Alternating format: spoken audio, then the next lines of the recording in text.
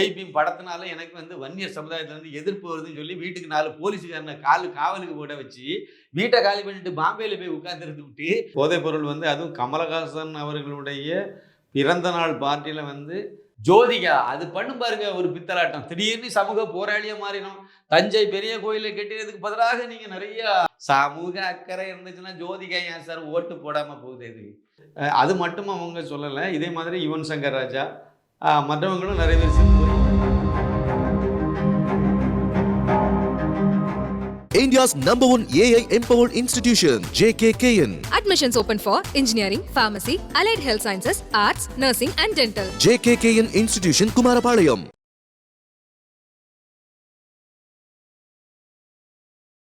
Native plus நேயர்களுக்கு வணக்கம். இன்னைக்கு நம்மோட இணைஞ்சிருக்கிற மூத்த பத்திரிகையாளர், அரசியல் விமர்சகர் சின்னப்பா கணேசன் சார். சார் வணக்கம். வணக்கம் வணக்கம் வணக்கம். நேட்டிவ் பிளஸ் நெஞ்சங்களுக்கு எனது பணிவான வணக்கம்.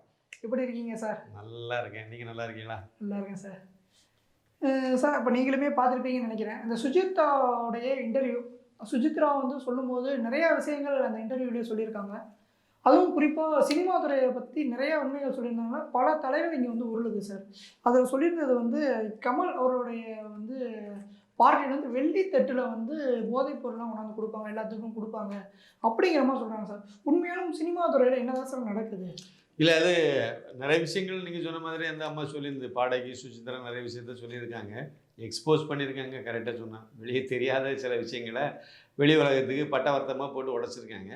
அதில் இந்த போதைப் பொருள் ஒரு முக்கியமான விஷயம்தான், அதில் சந்தேகமே கிடையாது. போதைப் பொருள் அதுவும் கமலஹாசன் அவர்களுடைய பிறந்த நாள் பார்ட்டியில் வெள்ளி தாம்பாளத்தில் வச்சு கோக்கைன்ற போதைப் பொருளை கொடுக்குறாங்கன்னா எந்த அளவுக்கு கொடுத்தாங்க அப்படின்னா அது எந்த அளவுக்கு மோசமான ஒரு நிலைமையில் இருக்குது, போதைப் பொருள் கலாச்சாரம் தமிழகத்தில் எந்த அளவுக்கு மோசமான நிலைமையில் இருக்குது அப்படிங்கிறத நம்ம புரிஞ்சுக்கலாம். இன்னொரு விஷயம் இந்த இது கண்டிப்பாக ஒரு விசாரணைக்கு உட்படுத்தப்பட வேண்டிய ஒரு விஷயந்தான். கமலஹாசன் அவர்களுடைய பிறந்தநாள் அப்படின்னு சொன்னால் அப்போ அது மட்டும் அவங்க சொல்லலை. இதே மாதிரி யுவன் சங்கர் ராஜா மற்றவங்களும் நிறைய பேர் சிம்பு இந்த மாதிரியான இவங்கள்லாம் இந்த போதைப் பொருளில் ரொம்ப உச்சக்கட்டம்ங்கிற மாதிரியும் சொல்லியிருக்காங்க. இதை பார்க்கும்போது இது கொஞ்சம் வேதனையான விஷயந்தான். அப்போ சினிமாத்துறை பொதுவாகவே ஒரு விஷயம் இருந்துச்சு. இந்த அதாவது ஈசிஆர், ஓஎம்ஆர் இதிலெல்லாம் நடக்கக்கூடிய நிறைய குறிப்பாக ஈசிஆரில் நிறைய பங்களாக்களில் நடக்கக்கூடிய வீக்கெண்டு பார்ட்டிகள்லாம் நிறைய போதைப் பொருள் தான் இது வழங்கப்படுது, சப்ளை செய்யப்படுது அப்படிங்கிற மாதிரிலாம் ஒரு பெரிய குற்றச்சாட்டு நடந்துச்சு. இதில் பல தடவை கைதும் பண்ணியிருக்காங்க.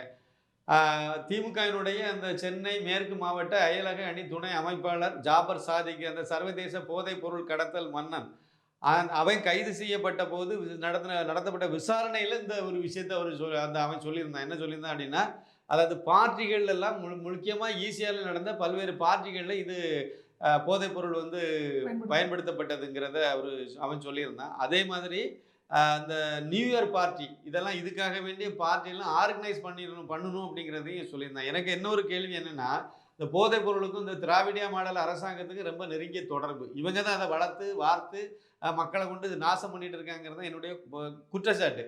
ஏன் அப்படி சொல்கிறேன் அப்படின்னா, ஜாபர் சாதிக்கு அவன் 2013லேயே கைதாயிட்டான். 2013லேயே அது மலேசியாவுக்கு பெரிய லெவலில் போதைப் பொருளை கடத்தி கைதாகி மும்பை ஜெயிலில் அடைக்கப்பட்டு அதுக்கு பிறகு அதிலிருந்து வெளியே ஜாமீனில் வந்திருக்கான். அவ்வளோதான். அவள் போதைப் பொருள் வழக்கில் கைது செய்யப்பட்டு ஜெயிலில் அடைச்சி வெளியே வந்த ஒருத்தனை திமுக கூப்பிட்டு அவனுக்கு சென்னை மேற்கு மாவட்ட அயலக அணி பாருங்கள், கரெக்டாக அவன் வெளிநாடுகளுக்கு சர்வதேச போதைப் பொருள் கடத்தல் மன்னன். அதனால் சர்வதேச அளவில் அந்த வியாபாரத்தை செய்கிறதுக்கு கரெக்டாக அவனுக்கு அந்த பதவியை கொடுத்து வச்சுருக்காங்க. அப்படின்னா தெரியாமல் பண்ணலை, இது தெரியாமல் தான் இவங்க பண்ணியிருக்காங்க அப்படின்லாம் நினைக்க வாய்ப்பு இல்லை. அது அந்த அளவுக்கு காதில் ஒன்றும் பூ சுத்த முடியாது. தெரிஞ்சே தான் அவனை அந்த திமுக பயன்படுத்தியிருக்கு. நீ இந்த இதை நல்லா சிறப்பாக பண்ணு, எங்களுக்கு தேவை பணம் கொடு, அவ்வளோதான். 2000 கோடின்னு கவர்மெண்ட் அந்த விசாரணையில் அவங்க ஒரு தகவலை சொல்கிறாங்க. இதன் மூலமாக கடந்த 3 ஆண்டுகளில் அவள் சம்பாதிச்ச பணம் 2000 கோடின்னு சொல்கிறாங்க. ஆனால் அது அதிகாரப்பூர்வமாக இவங்க சொல்கிறத எதை சொல்கிறாங்க. ஆனால் வெளிப்படை இன்னும் பல அங்கிளில் நம்ம விசாரிக்கும் போது இன்னும் பல 1000 கோடிகள் அதில் வந்திருக்கும். அதில் சில 1000 கோடியை திமுக கொடுத்துருப்பாங்க, அவன் கொடுத்துருப்பான். அதனால தான் இவங்க அதை இன்னைக்கு வரைக்கும் அதை ஒரு பெரிய விஷயமே எடுத்துக்கலையே. இவங்க ஏதோ சம்பிரதாயத்துக்கு சிவாஜி கிருஷ்ணமூர்த்தியை கட்சியை விட்டு நீக்கின மாதிரி நீக்கிக்கிட்டாங்க, அவ்வளோதானே. அவனுக்கு எனக்கு நீக்கிறதோட முடிஞ்சு வச்சு சுத்தமாயிட்டாங்க. அது பிறகு கட்சிக்கும் அவங்களுக்கு சம்மந்தமே கிடையாதுங்கிற மாதிரி இருக்காங்க. தமிழகம் முழுக்க போதைப் பொருள் கலாச்சாரம் இருக்குது. பட்டி தொட்டியெல்லாம் கஞ்சா வியாபாரம் நடக்குது. இப்போ கஞ்சா அடிக்ட் ஆகிட்டாங்க இளைய சமுதாயம். அடுத்த தலைமுறை வந்து என்ன ஆகுமோங்கிற பயம் வந்து பெற்றோர்கள் மத்தியில் பெரிய அளவிலேயே வந்துட்டு, அதனுடைய ஒரு வெளிப்பாடு தான். அது இங்கிருந்து தான் ஆரம்பிக்குது, சினிமாவில் தான் ஆரம்பிக்குது. படித்தவங்க ஈசிஆரில் வந்து நடக்குது அப்படின்னா அதில் யார் கலந்துக்கிறாங்கன்னு நினைக்கிறீங்க? ஒன்று அரசியல்வாதிகளுடைய வாரிசுகளாக இருக்குது, அப்படி இல்லைன்னா இந்த சினிமாவினுடைய சினிமா நட்சத்திரங்களாக இருக்காங்க உள்ளால, சினிமா திரை பிரபலங்களாக இருக்காங்க. அப்படி இல்லை அப்படின்னா தொழில் அதிபர்களுடைய பிள்ளைகளாக இருக்குது. எல்லாமே இந்த மாதிரி வட்டத்துக்குள்ளே தான் வரும். சுருக்கமாக சொன்னால் பணக்காரங்க வீட்டு பிள்ளைகள். அதைத்தான் வந்து சுசித்ரா அதை மென்ஷன் பண்ணியிருக்காங்க. இது வந்து இது அந்த மாதிரி நடக்குது. ஏன்னா அவங்கெல்லாம் அதில் கலந்துக்கிட்டாங்க. அதனால் நமக்கு அதுக்கு சம்மந்தம் இல்லை, நம்ம அந்த பக்கம் எட்டி பார்க்கல. ஆனால் இவங்கெல்லாம் அந்த பக்கம் போயிட்டு வந்த ஆளுங்கிறனால அவங்களுக்கு அதில் உள்ள விஷயங்கள்லாம் அதில் எல்லாமே நட்பு வட்டத்தில் இருக்கிறதுனால அவங்க வந்து அதை தெளிவாக எடுத்து வெளி உலகத்துக்கு சொல்லியிருக்காங்க. இது இவங்க இந்த அம்மா இதை சொல்லி இது வந்து அதுவும் கமலஹாசன் இதில் மாட்டிக்கிட்டாருன்னு சொன்ன உடனே இனிமே வந்து நாங்கள் யோகியணி காணிக்கணும்ல, அதுக்கு நேற்று முதலமைச்சர் உட்கார்ந்துருந்து ஒரு மீட்டிங் நடத்திட்டு இருக்காரு. போதைப் பொருளை எப்படி கட்டுப்படுத்துவது அப்படின்னா, இது வரைக்கும் நீங்கள் எந்த ஈரமண்ணையும் அதுக்கு எடுத்து போடலைன்னு தானே அர்த்தம், இது எந்த ஆணியும் பிடுங்கலைன்னு தானே அர்த்தம். இப்போ வந்து ஒரு மீட்டிங் வைக்கிறாங்க. இவங்க மீட்டிங் நடத்தின அதே நேரத்தில் தான் வெளிநாட்டில் உள்ளவங்க ஒரு 4 பேர், சென்னையில் தமிழன் ஒருத்தன், முதல்ல 5 பேர் சென்னையிலே கைதாக இருக்காங்க. யார் கைது பண்ணது? மத்திய போதைப் பொருள் தடுப்பு பிரிவு போலீஸார். இவங்க தான் வந்து ஜாபர் சாதிக்கும் கைது பண்ணாங்க. அப்போ தமிழக போலீஸ் வந்து கையாலாகாத போலீஸா? சவுக்கு சங்கர் பின்னாடி தான் போகுமோ, வேற வேலையெல்லாம் பார்க்காதோ? கைது பண்ணியிருக்க வேண்டியதுன்னு இவங்க. அதாவது தமிழக போலீஸே வேசர்பாடின்னு நினைக்கிறேன், அந்த போலீஸ் ஸ்டேஷனில் வந்து ஜாபர் சாதிக்கு கஞ்சா வித்த வழக்கில் கைதானா. என்ன பண்ணாங்க? அப்படியே விட்டாங்க. அமிஞ்சிக்கரையில் வந்து இவங்க இந்த திராவிடிய மாடல் ஆட்சிக்கு வந்த மறுபடியும் இப்போ வந்த பிறகு அமிஞ்சிக்கரையில் வந்து ஒரு நீக்ரோ ஒருத்தன் வந்து இதே மாதிரி போதைப் பொருளோட கைதானா. என்னாச்சு? அதோட முடிஞ்சு போச்சு. கைதானா அவ்வளோதான். அப்புறம் மேல்மட்டத்திலிருந்து ஏதோ உத்தரவு வந்துச்சுன்னு சொன்னாங்க, அதோட அந்த கதை முடிஞ்சு போச்சு. இப்படி தான் போதைப் பொருள் வழக்குகளெல்லாம் இவங்க இப்படி தான் டீல் பண்ணுறது. ஏன்னா விற்கிறதே திமுககாரன் தானே, தயாரிக்கிறது, விற்கிறது, கடத்துறது எல்லாம் திமுககாரனும் விடுதலை சிறுத்தைகள் உள்ளவங்களை தான் பயன்படுத்திட்டு இருக்காங்க. இப்போ அவங்க எப்படி இதை வந்து கட்டுப்படுத்துவாங்க? சம்பிரதாயத்துக்கு ஒரு இது. ஏன்னா சுசித்ரா இந்த மாதிரி சொல்லி கமலஹாசன் வரைக்கும் மாட்டியாச்சு. இப்போ கமலஹாசனை வந்து காப்பாற்றணும். அப்போ அதுக்கு என்ன செய்யணும்? ஒரு ட்ராமா பண்ணணும். நாங்கள் வந்து போதைப் பொருள் தடுப்பு இதுக்கெல்லாம் நடவடிக்கைலாம் எடுத்துகிட்டு இருக்கணும்னு காணிக்கணும், அவ்வளோதான். சாராயம் விற்கிறவன் அவ்வளோ பேரும் திமுக காரனாக இருக்கான், சாராயம் காய்ச்சலும் அவ்வளோ பேரும் திமுக காரனாக இருக்கான், விற்கிறது திமுக அரசாங்கமாக இருக்குது. என்ன செய்வீங்க? சாராய ஆலைகளெல்லாம் வச்சுருக்கிறது யார்? கனிமொழி, டிஆர் பாலு, ஜெகத் ரட்சகன். அந்த லிஸ்ட்டை அவ்வளோத்தையும் எடுத்து பாருங்கள், எல்லாம் திமுக காரங்க தான் இருக்காங்க. ஏதோ 2 பேர் வெளியே உள்ளவங்க இருக்காங்க. ஒன்று வந்து திருமலிசையில் வந்து வயலார் ரவி காங்கிரஸுக்காரரு, அவருடைய குடும்பமாக பின்னாமியே ஒருத்தர் நடத்திட்டு இருக்காரு இதில் திருமலிசை பக்கத்தில் இருக்கக்கூடிய சாராய ஆலையை.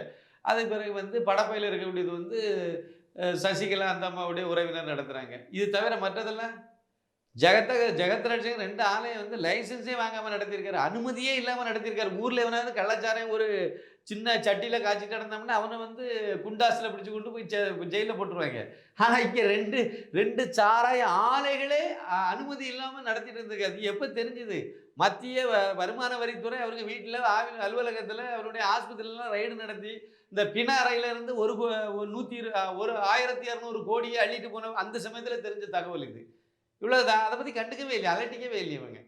இதெல்லாம் ஒரு பெரிய தப்பே கிடையாதுங்கிற மாதிரி தானே அவங்க பண்ணிட்டு இருக்காங்க. அதனால் இவங்க வந்து இந்த போதைப் பொருளை கட்டுப்படுத்துறது, இல்லைன்னா வந்து இந்த மதுபானத்தை ஒழிக்கிறது, இதெல்லாம் வேலைக்கு ஆகாது. கரும்பு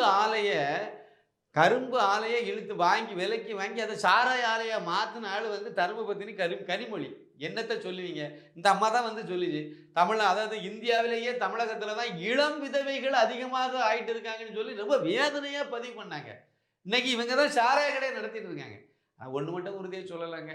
என்ன அப்படின்னா, அந்த இருக்கக்கூடிய தமிழர்கள் எல்லாம், தமிழ் பெண்கள் எல்லாம் தாலி அறுக்கும்போது இந்த முதலமைச்சர் குடும்பம் மட்டும் எப்படி நல்ல நிம்மதியாக வாழ்ந்துட முடியுமா? எல்லாரும் போதைப் பொருளுக்கு அடிமையாகி நாசமாக போங்கன்னு சொல்லிட்டு இதை எப்படி திறந்து வச்சுட்டு இருப்ப அவங்க குடும்பம் மட்டும் எப்படி நல்லா இருக்க முடியும்? அதனால தான் அவங்க குடும்பத்திலே பாருங்கள், மூக்க அழகிரிக்க பையன் எதில் மாட்டிட்டு நடக்கிறாரு, இன்னமும் ஹோமோவிலேயே இருக்காருன்னா ஏன் ஹோமோவில் இருக்காரு? அதுக்கு உண்மையான காரணம் என்ன சொல்கிறாங்க தெரியுமா? போதைப் பொருளை அளவுக்கு அதிகமாக பயன்படுத்தினால மூளை பாதிச்சிட்டுன்னு சொல்கிறாங்க. வெளிப்படையாக சொல்லுங்க, இல்லைன்னு சொல்லுங்க, இல்லைன்னா மு க ஸ்டாலின்னு சொல்லுங்க. அதான் உண்மையான நிலவரம் இருக்கு. அண்ணனுக்கு மகனுக்கே இந்த மாதிரி ஒரு இடி விழுந்த பிறகும் முதலமைச்சர் வந்து அதை பற்றி கவலையே படலையே. கவலைப்பட்டார்னா எதுக்குங்க? இதை கட்டுப்படுத்த முடியாதா? போலீஸ்காரங்களுக்கு கையை திறந்து விட்டு நீ கையில் கெட்டி வச்சிருக்கீங்களா, அதை திறந்து விடுங்க, போலீஸ்காரங்க கரெக்டாக நடவடிக்கை எடுப்பாங்க. 24 மணி நேரத்துக்குள்ளே தமிழகத்தில் எங்கே எவன் வித்தாலும் சரி தூக்குனா வந்துடும். ஜாபர் சாதிக்கு வந்து இங்கேருந்து தமிழகம் முழுக்க போதைப் பொருளை கடத்தி கொண்டு போயிருக்கான். மெத்தபெட்டமின் அதை கொண்டு போனது எப்படி கொண்டு போயிருக்கான்னு தெரியுமா? அவனுடைய ஆடம்பர காரில் முன்னாடி திமுக கொடி, அப்புறம் வந்து சென்னை மேற்கு மாவட்ட அயலக அணி அமைப்பாளர் துணை அமைப்பாளருங்கிற பதவியை எழுதி வச்சிருக்கா. அப்புறம் ஒரு லாயர் ஸ்டிக்கரும் ஒட்டிக்கிட்டு அவன் வந்து எல்லாம் திமுக கொடி, திமுக மு.க. ஸ்டாலின் ஃபோட்டோ, அப்புறம் வந்து உதயநிதி காரு ஃபோட்டோ, எல்லா காருக்கும் ஃபோட்டோயும் வச்சுக்கிட்டு தான் அவன் கொண்டு போயிருக்கான். அதில் தான் கடத்திட்டு போயிருக்கான். அப்போ இன்னைக்கு தமிழகத்தில் வந்து மணல் கடத்தலிருந்து இந்த கனிம வளத்தில் கடத்துறதுலேருந்து போதைப் பொருளில் கடத்துறதுலேருந்து இல்லை ரேஷனரிசி கடத்துறது வரைக்கும் எல்லாரும் எந்த வண்டியில் என்ன பயன்படுத்துகிறாங்க? திமுக கொடியை கட்டிட்டு போகிறாங்க. முடிஞ்சு போச்சு. திமுக கொடி கட்டுற வண்டி அவ்வளோத்தையும் சோதனை பண்ணுங்க, ஒரு 24 மணி நேரம் பண்ணி பாருங்க. தமிழ்நாடு முழுக்க அவ்வளவு திருடர்களும் மாட்டிடுவாங்க. திமுக கொடியை கட்டுன வாகனத்தை மாதிரிங்க. அது காராக இருந்தாலும் சரி தான், லாரியாக இருந்தாலும் சரி தான், டிப்பராக இருந்தாலும் சரி தான், எது டாரஸாக இருந்தால் எந்த வண்டியாக இருந்தாலும் பிடிங்க. நீங்கள் ஒரு 2 நாள் கொடுங்க சார், பிடிங்க சார். திமுக கொடி கட்டின வண்டியை மாத்திரம் நீங்கள் செக் பண்ணி தமிழகம் முழுக்க நீங்கள் எடுங்க. அவ்வளோ போதைப் பொருள்னு சிக்கணும். இதான் ஒரிஜினல் நிலவரம். ஏன்னா திமுக கொடி கட்டதான் நீங்கள் பிடிக்கக்கூடாதுன்னு சொல்லி ஒரு ஓரல் உத்தரவு போட்டு வச்சிருக்கீங்களே, அதெல்லாம் அதெல்லாம் தான் செய்துட்டு இருப்பான். அதனால் இவங்க வந்து கண் துடைப்பு நாடகம் பண்ணிட்டு இருக்காங்க. ஒட்டுமொத்தமாக தமிழர்களுடைய அடுத்த தலைமுறை வந்து நாசமாக, இந்த தலைமுறையிலேயே அதாவது இளைஞர்கள் வந்து ரொம்ப ரொம்ப மோசமான நிலைமையும் போயிட்டு இருக்காங்க. கிட்டத்தட்ட அடுத்த தலைமுறை சுத்தமாக காலி பண்ணிடுவாங்க. அதுக்கு நமக்கு இருக்கக்கூடிய ஒரே ஒரு வாய்ப்பு, ஒரே ஒரு ஆபத் பாந்தவர் அப்படி வந்து நிற்கிறது வந்து திரு அண்ணாமலை IPS. அவர் தமிழகத்தினுடைய முதலமைச்சராக வரக்கூடிய நாள் தான் வந்து தமிழர்களுடைய விடிவு நாளாக இருக்குங்கிறது தான் என்னுடைய கருத்து. சரி, ஓகே சார். அதே மாதிரி அதே இன்டர்வியூவில் இன்னொன்று சொல்லியிருக்காங்க அப்படின்னா, போதையை போட்டுட்டு கதை எழுதுறதுனால, ஸ்கிரிப்ட் எழுதுறதுனால தான் கதை கூட சரியாக வரல, அதனால இன்னைக்கு வரக்கூடிய படங்கள் எதுவுமே சரியாக ஓடலை அப்படிங்கிற மாதிரி ஒரு நோக்கத்தில் சொல்லியிருக்காங்க. உண்மையிலே இன்னைக்கு வரக்கூடிய படங்கள் எப்படி சார் இருக்குது? நானும் ஒரு கதையெல்லாம் எழுதக்கூடிய ஆளு தான். எனக்கு வந்து ஒரு அனுபவம் இருக்குது, நான் சொல்கிறேனே. எனக்கு என்ன அனுபவம் அப்படின்னா, நான் வந்து சிகரெட்டு ரொம்ப வருஷமாக நான் குடிச்சிட்டு இருந்தேன். சிகரெட்டு அதுவும் ஒரு போதை இதுதான். ஆனால் இந்த அளவுக்கு இல்லாட்டாலும் அது ஒரு தவறான ஒரு ஒழுக்கக்கேடான ஒரு செயல் தான். அதனாலேயே நான் அதை விட்டேன். 2005 வரைக்கும் எனக்கு அந்த பழக்கம் இருந்துச்சு. பல வருடங்கள் தொடர்ந்து நான் அதை பயன்படுத்தினேன். என்ன சொல்லுவாங்க அப்படின்னா, ஏதாவது ஒரு இதை சிந்திக்கிறோம், ஒரு கவிதை எழுதுகிறோம், இல்லை ஒரு சிறுகதையை பற்றி யோசிக்கிறேன், இல்லை ஒரு சீனை யோசிக்கிறேன் அப்படின்னா உடனே ஒரு தம் போடுவோம். தம் போட்டுட்டு அப்படியே யோசித்தா நிறைய அப்படியே அலையலையாக வந்துடும். அப்படிலாம் எதுவுமே கிடையாதுங்க. நான் சிகரெட் அடிக்கும் போது செய்தியெல்லாம் எழுத தான் செய்தேன். அதுக்கு பிறகு அப்போ கட்டுரையெல்லாம் எழுத தான் செய்கிறேன். அதுக்கு பிறகு நான் எழுதினேன். சிகரெட் அடிச்சுட்டு இருக்கக்கூடிய பழக்கம் எனக்கு இருந்தபோது நான் வந்து சினிமாவுக்கு வந்து அந்த வசனங்களெல்லாம் நான் அப்போ சீனெல்லாம் வந்து யோசிக்க தான் செய்தேன், எழுத தான் செய்தேன், எல்லாம் பண்ண தான் செய்தேன். அப்புறம் அதை விட்டுட்டு போன பிறகு மட்டும் எழுத முடியும். இப்போ அதை விட நல்லா தான் எழுதிட்டு இருக்கேன். எழுத முடியுது, யோசிக்க முடியுது. புக்கே எழுதி வெளியிட்டுட்டேன். மோடியின் தமிழகம் புத்தகத்தினுடைய ஆசிரியர் நான். அதனால் அந்த புக்கே நான் என்ன எழுத முடிஞ்சுது. அதனால் எனக்கு வந்து மூளை வேலை செய்யணும், சிந்திக்கணும்னா எனக்கு வந்து தம் அடிக்கணும்னு சொல்கிற மாதிரி தான். தம் அடிக்கிறது அடிமட்டம், சாதாரண ஒரு விஷயம். ஸ்மோக்கிங்கிறது, அதுக்கு மேலே ட்ரிங்கிங், அதுக்கு மேலே போதைப்பொருள். இப்போ போதைப்பொருள் போட்டால் தான் எனக்கு இருக்கும், இல்லை கஞ்சா போட்டால் தான் எனக்கு வந்து அந்த மூளை வேலை செய்யணும்னா அப்படியெல்லாம் ஒன்றுங்க. எனக்கு அதில் நம்பிக்கை கிடையாது. அந்த மாதிரி இருக்கதாக நானே வந்து அதில் நேரடியாக அனுபவப்பட்டேன்னு சொன்னேன். அந்த மாதிரி எதுவுமே இருக்குதுங்கச்சு. அப்படி இருக்குன்னு சொல்கிறது அப்பட்டமான ஒரு பேத்தலாக இருக்கும், பிதற்றல். அதில் வந்து அதுக்கு மேலே எல்லாம் கிடையாது. நீங்கள் தனிமையில் உங்களுடைய அதிகாலையில் எழுந்திரிச்சு 4 மணிக்கு 5 மணிக்கு நீங்கள் குளிச்சுட்டு உட்காந்து, இல்லைன்னா காலை கடன் எல்லாம் முடிச்சுட்டு நீங்கள் உட்காந்து அந்த அமைதியான சூழ்நிலையில் நீங்கள் எழுத ஆரம்பித்தாலே மூளை நல்லா தான் வேலை செய்யும். சில பேர் இங்கேருந்து ஸ்டோரி டிஸ்கஷனுக்குன்னு சொல்லி ஊட்டி கொடைக்கானல் போவாங்க. அங்கே போய் 1 வாரம் 10 நாள் இருப்பாங்க. ஏன் அங்கே போகிறாங்க அப்படின்னா, அங்கே போனால் அந்த வீட்டு பிரச்சனைகள்லாம் இருக்காது. ஃபேமிலி மேன்லாம் இருப்பாங்க கண்டிப்பாக. சினிமாவில் உள்ள ஃபேமிலி மேன் எப்படி இருப்பான்? அத்தைப்பட்டிக்காரனாக தான் இருப்பான். வருமானம் இருக்காது, ரொம்ப இதாக இருக்கும். அப்போ ஊட்டி கொடைக்கானல் ஒரு 10 நாள் ஸ்டோரி டிஸ்கஷன் வாங்க அப்படின்னு சொல்லிட்டு ஒரு டைரக்டர் கூட்டிகிட்டு போகிறாரு அப்படின்னா, போகிறதுக்கு முன்னாடி ஒரு அட்வான்ஸ் கொடுத்துருவாங்க. ஒரு 5000 10,000 ஏதோ ஒரு அமௌண்ட்டை கையில் கொடுத்துருவாங்க. இதை வீட்டில் கொடுத்துட்டு நீ வீட்டு பிரச்சனையை பார்த்துக்கன்னு சொல்லிட்டு கிளம்பி போயிடுவாங்க. அப்போ அங்கே போனால் அது பிறகு அங்கே நல்ல நீட்டாக ஒரு தனியான ஒரு இடத்துல இருப்போம்.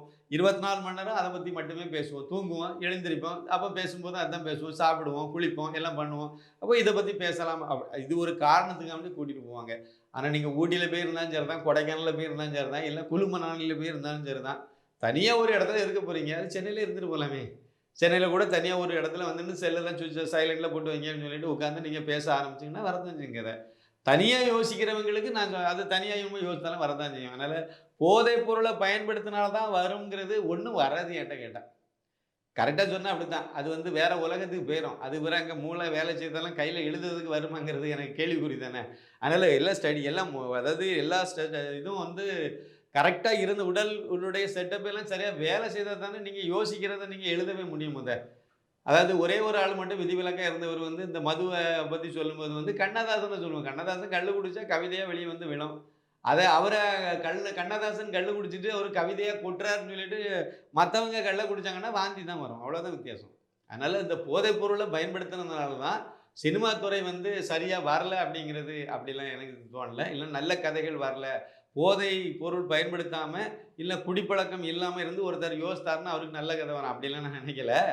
அது வந்து அவருடைய பழக்கம், அவருடைய அனுபவத்தை அடிப்படையாக வச்சு தான் வரும். ரஞ்சித்துனா ஜாதி வீரியை தூண்டுற படம் தான் வருதுன்னா மற்றவங்க எடுத்தால் வேறு மாதிரி வரும். அவ்வளோதானே. அவங்கவங்க என்ன அனுபவத்தில் இருக்காங்களோ அதுதானே வரப்போகுது. அதில் அவங்களுடைய சிந்தனை, அவங்களுடைய செயலை பொறுத்து, அவங்களுடைய எதிர்பார்ப்பை பொறுத்து, அஜெண்டா என்ன மைண்டில் வச்சுருக்காங்களோ அதை பொறுத்து வரும். அவ்வளோதான். அவங்களுடைய அனுபவம், முக்கியமாக அனுபவம் என்னை பொறுத்த வரைக்கும் அனுபவம் ஒரு முக்கியமான ஒரு விஷயம். கண்ணதாசன் அந்த அளவுக்கு எழுதினார் வச்சாருன்னா அவருடைய படிப்பை விட பட்டது அதிகம். அவர் கற்றுக்கிட்டது அதில் தான் கற்றுக்கிட்டார் அதிகமாக. அதனால தான் அது வந்து தனித்துவம் வாய்ந்ததாக இருக்குது. வைரமுத்து ஏன் கண்ணதாசன் அளவுக்கு ஜொலிக்க முடியலை, ஜொலிக்கலைன்னு சொல்ல முடியாது, ஆனால் அந்த அளவுக்கு ஏன் அவருக்கு அளவுக்கு ஏன் இவரால் ஜொலிக்க முடியலை அப்படின்னா அது இயல்பான ஒரு இயற்கையான கவிஞன். இது ஒரு செயற்கை கவிஞன். தகரடப்பா வைரமுத்துன்னு இப்போ சொல்லிட்டு அலையுது. அதனால் வந்து இது அந்த அளவுக்கு போக முடியலை. இது வந்து ஒரு வியாபார கவிஞன், எல்லாமே காசுக்கு படம் பார்க்கக்கூடிய கவிஞன். அது வந்து அதனால் அதுக்கு வர முடியலை. இவர் நல்லா படித்தவர் தானே, எம்ஏ தானே இவர். அப்படின்னா அவர் வந்து 6ஆம் வகுப்பு படித்த கண்ணதாசனை விட எம்ஏ படித்த வைரமுத்து வந்து ஏதோ இமயமலை ரேஞ்சுக்கு பேருக்கணுமே, ஏன் போகலை? இவங்களாம் ஒரு பில்டப் தானே கொடுங்க. கவி பேரரசுன்னு வச்சுக்கிட்டாங்க கருணாநிதியை சொல்லி. கவி பேரரசுன்னு பட்டம் மட்டும் தானே இருக்குது. ஆனால் கவியரசு கண்ணதாசனை மீற முடியலையே, அதை மிஞ்ச முடியலையே. இவ்வளோதான் சார் விஷயம். இது கஞ்சாலாம் அடிச்சுட்டு திடீர்னு சொல்லுவாங்க வைரமுத்தை. அவர் வெறும் அந்த ட்ரிங்க்ஸ் ஐட்டத்தோடு தான் அவர் நின்னார் கண்ணதாசன். அப்போ அவரை விட கூடுதல் தானே வந்திருக்கணும் இவருக்கு. அப்படிலாம் கிடையாது. நீங்கள் சொன்ன பாயிண்ட்டு, இந்த மாதிரி போதைப் பொருளெல்லாம் பயன்படுத்துறதுனால அந்த உங்களுடைய கதைகளும் வந்து மோசமாக வருதுங்கிறது அந்த சர்க்கிளில் உள்ளவங்க அனுபவத்தை வச்சு அவங்க சொல்லியிருக்கலாம். மோசமாக வராதுன்னு தான் நான் சொல்ல முடியும், மோசமாக வருதுன்னு சொல்லலை. இன்னொன்று, அந்த மாதிரியே பழக்கப்பட்டவங்களுக்கு அந்த மாதிரி சிந்தனை தான் வரும். அதுக்குள்ளாலேயே சர்க்கிள் பழக்க வழக்கங்கள் இருந்ததுன்னு உள்ள விஷயங்களும் வரும். இன்ஸ்பயர் ஆகும். அதுலேருந்து இன்ஸ்பயர் ஆகி ஒரு கருவு வெளியே வருதுன்னா அது என்னவா வரும்? அப்படி தானே வரும். அந்த பழக்க வழக்கங்கள், அவங்களுடைய நடவடிக்கைகள், செயல்பாடுகள் இதிலேருந்து வரக்கூடியதும் மோசமாக தானே இருக்கும். அந்த அடிப்படையில் வேணால் நீங்கள் எடுத்துடுங்க. மற்றபடி வந்து நல்ல கதை வரணும் அப்படின்னா நீங்கள் வந்து தண்ணி அடித்தா வராது, இல்லைன்னா இது அடித்தா தான் வரும் அப்படின்லாம் எதுவும் கிடையாது. மனுஷனாக இருந்தால் வரும், மிருகமாக இருந்தால் ஒன்றும் வராது. அவ்வளோதான் நம்ம என்னால் இதை சொல்ல முடியும். ஒட்டு மொத்தத்தில் இது ஒரு பெரிய கலாச்சார சீரழிவு. அந்த கலாச்சார சீரழிவு வந்து நம்ம கண்டிப்பாக மாற்றணும், இல்லைன்னா மாறணும்னா அடிப்படையில் இங்கே வந்து ஆட்சியாளர்கள் மாறணும். இவங்க வந்து இந்த போதைப் பொருட்களெல்லாம் சுத்தமாக காலி பண்ணணும். தமிழகத்தில் வந்து மது ஒழிப்பு, அதாவது மது விலக்கு அமுலில் இருக்கணும். இதெல்லாம் நடைமுறைப்படுத்தக்கூடிய ஒரு அரசாங்கம் வந்தால் மட்டும்தான் அடிப்படையில் எப்போ இல்லைன்னா எல்லாம் கையிலையும் காலையும் எல்லாம் எல்லா தெருவுக்கு கடை கொண்டு போய் நீங்கள் கஞ்சா பொட்டலத்தை விற்றுக்கிட்டு கஞ்சா குடிக்காதன்னு சொல்லி எழுதி வச்சு போய் என்ன பிரயோஜனம்? ஒன்றும் கிடையாது. அவன் நிர்வாகமே சரியாக இருந்தால் தான் அதாக இருக்கும். நல்ல ஆட்சி அமையணும். அண்ணாமலை வந்தால் மட்டும்தான் விடிவு காலம். பழையபடி அதை ஒரே ஒரு ஆளை தான் நம்ம எதிர்பார்க்க முடியும். அவர் வந்தால் மட்டும்தான் இதுக்கெல்லாம் மாற்று கிடைக்குங்கிறது தான் என்னுடைய கருத்து. சரி, ஓகேங்க சார். சார், அதே மாதிரி கவுண்டம்பாளையம் படத்துடைய ப்ரெஸ் மீட் இப்போ வந்து ரீசெண்டாக ஒன்று நடந்துருச்சு சார். அந்த படத்தில் வந்து பிரவீன் காந்தி ப்ளஸ் பேரரசு, ரஞ்சித் இவங்க எல்லாமே கலந்துக்கிட்டாங்க. அவங்க எல்லாருமே பேசும்போது வந்து ஜாதி பற்றிய படங்கள் இப்போ நிறையா வருது. இவர் வந்து பிரவீன் காந்தி வந்து சொல்லும்போது கூட சொல்லியிருந்தார் வந்து வெற்றிமாறன், ரஞ்சித் இவங்களுடைய வளர்ச்சி வந்து தமிழ் சினிமாவுடைய தளர்ச்சி அப்படிங்கிற மாதிரிலாம் வந்து சொல்லியிருக்காரு. உண்மையான தமிழ் சினிமா வந்து இப்போ எப்படி சார் இருக்குது? தமிழ் சினிமா வந்து இப்போ இனிமேல் தான் வந்து ஆரோக்கியமாக நடந்து போகுதுன்னு நான் சொல்லுவேன். ஒரு சமயத்துல எல்லாம் ஆரோக்கியமாக இருந்ததெல்லாம் உண்மை தான். இப்போ வந்து ஆரோக்கியமான நிலையில் இல்லை முழுக்க. அதாவது அவர் சொன்னது, பிரவீன் காந்தி சொன்னது 100% எனக்கு உடன்பாடு. அதாவது ரஞ்சித், வெற்றிமாறன், அப்புறம் இது மாதிரியான இயக்குநர்கள் வந்து மாரி செல்வராஜ், இது மாதிரியான இயக்குநர்கள் வந்து வளர்ச்சி கண்ட போது தான் தமிழ் சினிமா வந்து தளர்ச்சி கண்டதுன்னு சொன்னார். ஒரு நல்ல வாசகம், கரெக்டாக தான் சொன்னார், உண்மையும் கூட. அதாவது ரஞ்சித் வந்து அட்டகத்திங்கிற படத்தை டைரக்ட் பண்ணி எடுத்து வெளியிடும் போது அவர் என்ன ஜாதின்னு யாருக்கும் தெரியாது. யாரும் அவரை பற்றி கவலையப்படல. அவர் வந்து என்ன ஜாதி, படம் நல்லா இருக்குது, அவ்வளோதான், அதோடு முடிச்சுக்கிட்டாங்க. அவர் மெட்ராஸுங்கிற படம் எடுக்கும்போது நானே வந்து ராயல் சல்யூட் அடித்தேன் அந்த படத்துக்கு. ஒரு இயக்குனர் அவருக்கு வந்து ஒரு அதாவது சூர்யாவுக்கு தம்பி கார்த்தி மாதிரி, கார்த்தி வந்து கதாநாயகனாக கிடைக்கிறாங்க.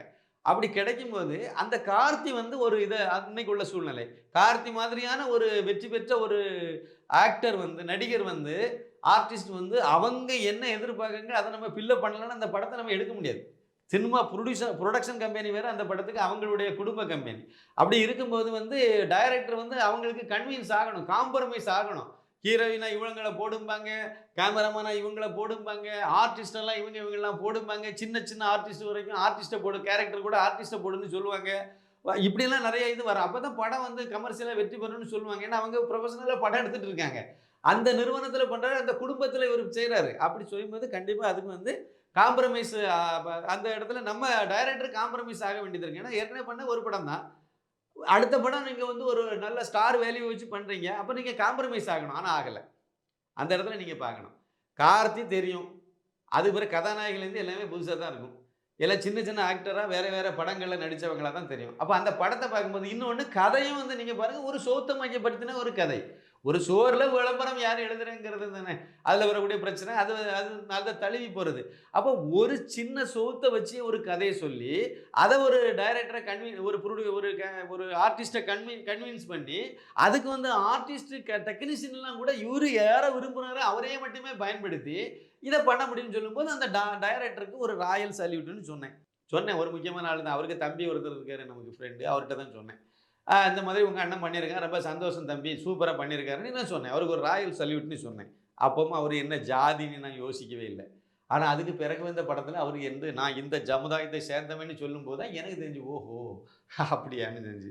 எனக்கு என்ன ஞாபகம் வருதுன்னா, நான் ஊரில் இருக்கும்போது விவேகானந்தா இளைஞர் இயக்கம்னு ஒன்று நாங்கள் ஆரம்பித்தோம். இயல்பாக நடந்த விஷயம் அது. ஆரம்பித்து அங்கே வந்து சாக்கடை எழுறது, அந்த நல்ல தண்ணி கிணத்துக்கு போகக்கூடிய வழியை வந்து சரி பண்ணுறது, அதை வந்து இந்த முள் புதராக இருந்துச்சு அதெல்லாம் க்ளீன் பண்ணி சுத்தப்படுத்துறது, இந்த ரோட்டை சரி பண்ணுறது, இப்படி இந்த தெரு குப்பை அழுறது, இந்த மாதிரி வேலைகள் எல்லாம் பண்ணிகிட்டு இருந்தோம். இதெல்லாம் பண்ணிட்டு இருக்கும்போது எங்கள் ஊரில் வந்து சிஎஸ்ஐ கிறிஸ்தவங்க இருக்காங்க, அப்புறம் இந்துக்காரங்க, எல்லாம் ஒரே ஜாதி தான். அதில் மதம் மாறி போனவங்களும் மாறா வந்தவங்க, அவ்வளோதான் வித்தியாசம். இதில் திடீர்னு அந்த கிறிஸ்தவ இதில் இருந்து ஒரு நாள் ஒரு பையன் ஓடி வந்தான். நம்ம ஃப்ரெண்டு தான், ஓடி வந்தான். நேரம் வந்தோடனே துறைன்னு பேர், நேரம் வந்தேன், கணேசன் ஒன்று வந்து உன் கூட வந்து யாரும் பேசக்கூடாதுன்னு சொல்லி எங்கள் ஒய்பி சொல்லியிருக்காரு. ஒய்பி ஐயாதுரை அவருக்கு பேர், பெரியவர், இப்போ இல்லை.